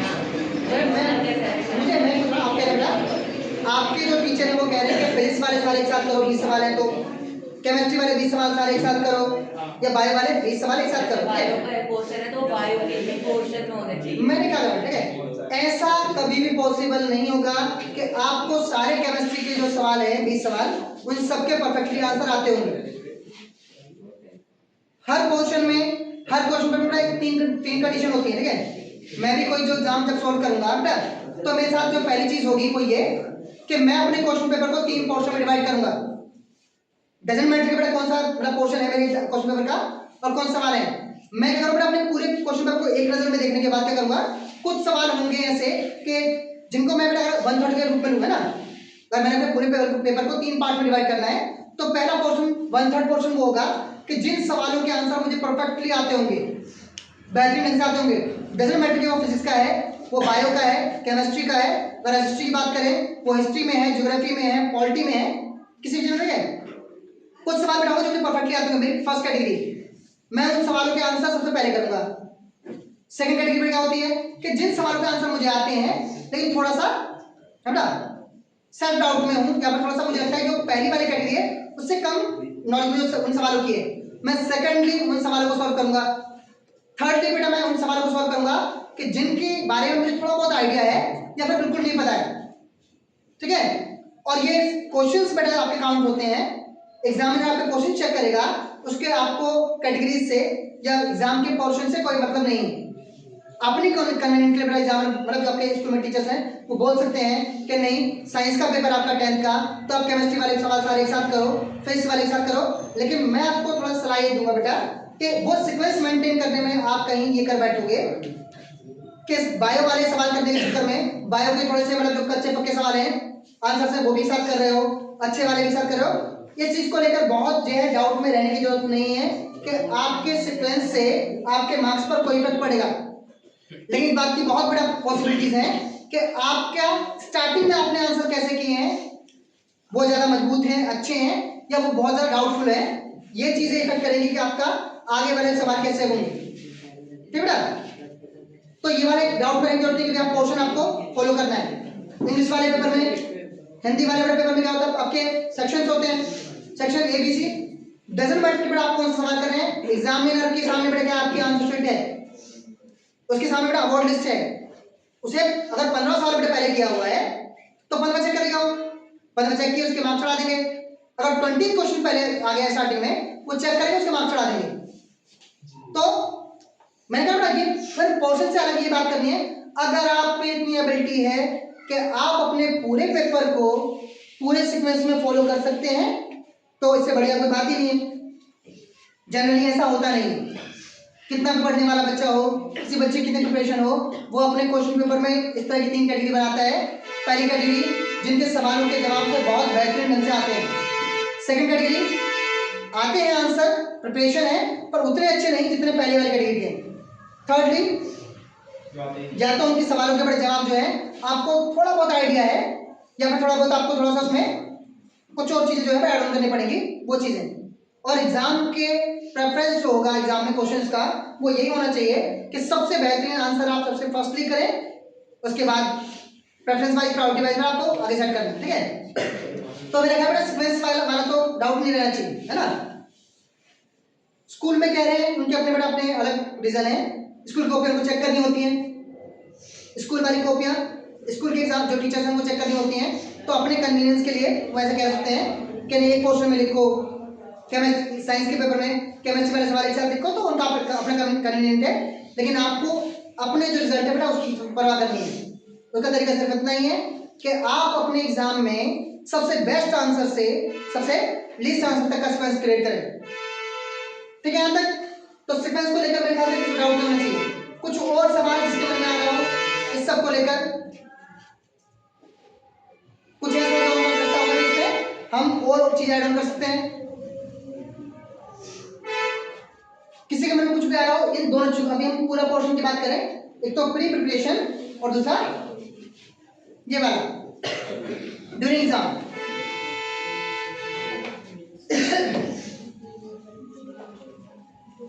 हाँ जी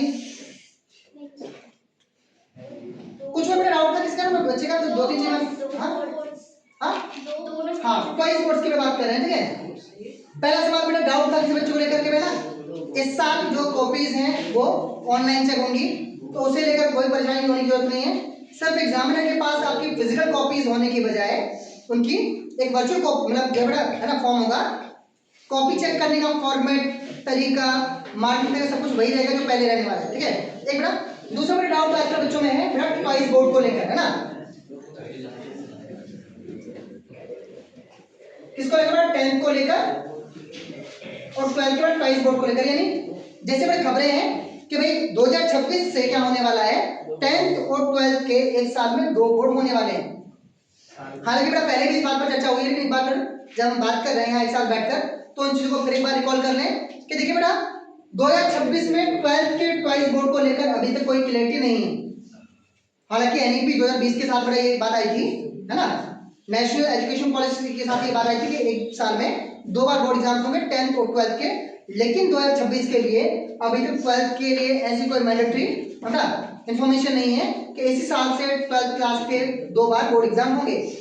अगर इन फ्यूचर होंगे उसकी भी हम बात कर लेते हैं। एक बार 10th को लेकर इस साल ही है, इस साल से ही 2 बार बोर्ड एग्जाम होंगे। इनकी ड्यूरेशन क्या होगी, एक बड़ा एग्जाम जैसा हम अभी बात कर रहे हैं जो होंगे फेब मार्च में होंगे 2026 में, है बेटा, जो फर्स्ट बोर्ड कब होंगे फेब मार्च 2026 में, और बेटा सेकंड जो बोर्ड एग्जाम होंगे वो होंगे बेटा मई 2026 में। कब होंगे ठीक है। 2 बार बोर्ड एग्जाम होने वाले हैं, एक फेब मार्च जो आपके अभी बेटा ये वाले मेन बोर्ड है और ये क्या है ऑप्शनल है, ये कंपलसरी है और ये ऑप्शनल है। मैं आपकी बड़ा जानकारी के बता दूं कि जिन्हें हम इस बार जो सेकंड बोर्ड एग्जाम कह रहे हैं, ये चीजें पहले भी एग्जिस्टेंस में थी, पहले भी चलती, बस इनका नाम पहले क्या था, इसको हम बोलते हैं इंप्रूवमेंट एग्जाम। कंपार्टमेंट नहीं, कंपार्टमेंट उस बच्चे के लिए था कि जो बच्चा एग्जाम क्वालिफाई नहीं कर पाता, पास नहीं हो पा रहा था। साथ में एक और टर्मिनोलॉजी थी, क्या था, बोलते हैं री इम्प्रूवमेंट। क्या होता है इसको? कोई बच्चा किसी सब्जेक्ट में पास हो गया है, फेल नहीं हुआ है, पास हो गया है, बट उसे अपने मार्क्स इंप्रूव करने के लिए एक चांस चाहिए था, तो उसी एग्जाम को बोलते हैं इंप्रूवमेंट या री इम्प्रूवमेंट एग्जाम बोलते हैं। ठीक है ना? अब इसको हम क्या बोल रहे हैं, हम इसको बोर्ड बोल रहे हैं। एक बोर्ड में जो मेन वाला है ये सभी बच्चों के लिए मैंडेटरी है, सभी बच्चों के कंपलसरी है। जो भी बच्चे 10th या 12th बेटा अटेम्प्ट करेंगे तो ये वाला जो फेब मार्च वाला बोर्ड है ये मेन है। सेकंड वाला ऑप्शनल है। ऑप्शनल मतलब कि जिन बच्चों को लगता है कि भाई उनके जो एग्जाम्स हैं फर्स्ट वाले, ठीक है, उनमें वो बहुत अच्छा नहीं कर पाए हैं, या कुछ बच्चों को हर बार रहता है ना कि भाई बच्चों को लगता है कि भाई अगर एक चांस और मिले तो हम और अच्छा स्कोर कर लेंगे, उन बच्चों के लिए बड़ा ऑप्शनल है। उनकी इच्छा है कि वो सेकंड बोर्ड एग्जाम देना चाहते हैं तो दें, नहीं देना चाहते नहीं दें। क्या होगा बेटा, अगर कोई बच्चा 2 बार बोर्ड एग्जाम दे रहा है, किसी बच्चे को लगता है कि जो मई के फेब मार्च वाले जो एग्जाम बोर्ड एग्जाम हुए उनमें वो बहुत अच्छा भाई परफॉर्म नहीं कर पाया, या किसी रीजन से उसके ये वाले बोर्ड एग्जाम जो है वो अच्छे नहीं गए, और अगर उसे एक चांस और मिले तो ये अपना रिजल्ट जो है इंप्रूव कर सकते हैं, अच्छा कर सकते हैं। उनके लिए बेटा ये ऑप्शनल वाला एग्जाम है। ठीक है, होगा क्या बेटा, सेम पैटर्न में सेम तरीके से जो बच्चे भी 2 बार बोर्ड एग्जाम देना चाहते हैं, जो बच्चे एक बार की बोर्ड एग्जाम से सेटिस्फाई हैं, उन्हें ये वाला एग्जाम देने की जरूरत नहीं है। ये एग्जाम जो सेकंड बोर्ड है सभी बच्चों के कंपलसरी भी नहीं है, सिर्फ ऑप्शनल है। आपकी इच्छा है, आप देना चाहते तो दे, ना देना चाहते दे ना दे, ना बस। होगा क्या बेटा, अगर कोई बच्चा सेकंड बोर्ड एग्जाम भी दे रहा है और उस बच्चे के बेटा जो है दोनों बोर्ड एग्जामिनेशंस में से जिस भी एग्जाम में हाईएस्ट मार्क्स होंगे वही मार्क्स उसके फाइनल मार्क्स माने जाएंगे। यानी अगर पहले वाले एग्जाम में किसी सब्जेक्ट में बच्चे के 88 मार्क्स हैं और उसी सब्जेक्ट का एग्जाम बच्चे ने जब दोबारा बोर्ड में दिया तो उसमें 85 हो गए, तो बच्चे के फाइनल मार्क्स जो पहले वाले एग्जाम में हाईएस्ट मार्क्स हैं वही इसके फाइनल मार्क्स माने जाएंगे। यानी जो सेकंड बोर्ड है उसे देने से कोई नुकसान नहीं है। अगर आपके मार्क्स इंप्रूव होते हैं तो आपके मार्क्स ऐड ऑन हो जाएंगे, और पुराने वाले मार्क्स ज़्यादा हैं तो वो पुराने वाले मार्क्स ही फाइनल मार्क्स माने जाएंगे। ये सेकंड बोर्ड वाला सिस्टम इस साल सिर्फ 10th के लिए है। 12th वालों के लिए अभी तक कोई इस तरह की क्लैरिटी, किस तरह की नोटिफिकेशन, कोई तरह का जो है अभी कुछ भी नहीं है। ठीक है, इस बात को लेकर अभी कोई क्लैरिटी नहीं है कि सेकंड बोर्ड के लिए जो रजिस्ट्रेशन है वो अलग से होगा, ऑब्वियसली फीस तो अलग से लगेगी। सेकंड बोर्ड के लिए बोर्ड एग्जामिनेशन फीस जो है वो अलग से लगेगी, है ना। लेकिन इसका प्रोसेस क्या होगा, कब से फॉर्म भरे जाएंगे, है ना, कब इनका एग्जाम होगा, उस बात को लेकर अभी कोई क्लैरिटी नहीं है। मीन्स फर्स्ट जो बोर्ड एग्जाम है उसके बाद की इसकी डेट्स आएगी फॉर्म वगैरह भरने की। तो ट्वाइस बोर्ड को लेकर बेटा जो ज़्यादा कंफ्यूजन नहीं है। मेरा ख्याल है कि इतनी सी बातों में हम ट्वाइस बोर्ड सिस्टम को लेकर जो थोड़ा सा क्लैरिटी बना पाएंगे।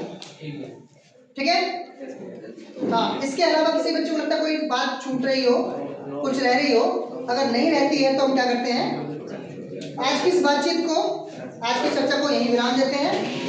इस बधाई के साथ, इस विशेषता के साथ के लिए आज की जो 2-2.5 घंटे की बातचीत है उसका माध्यम है।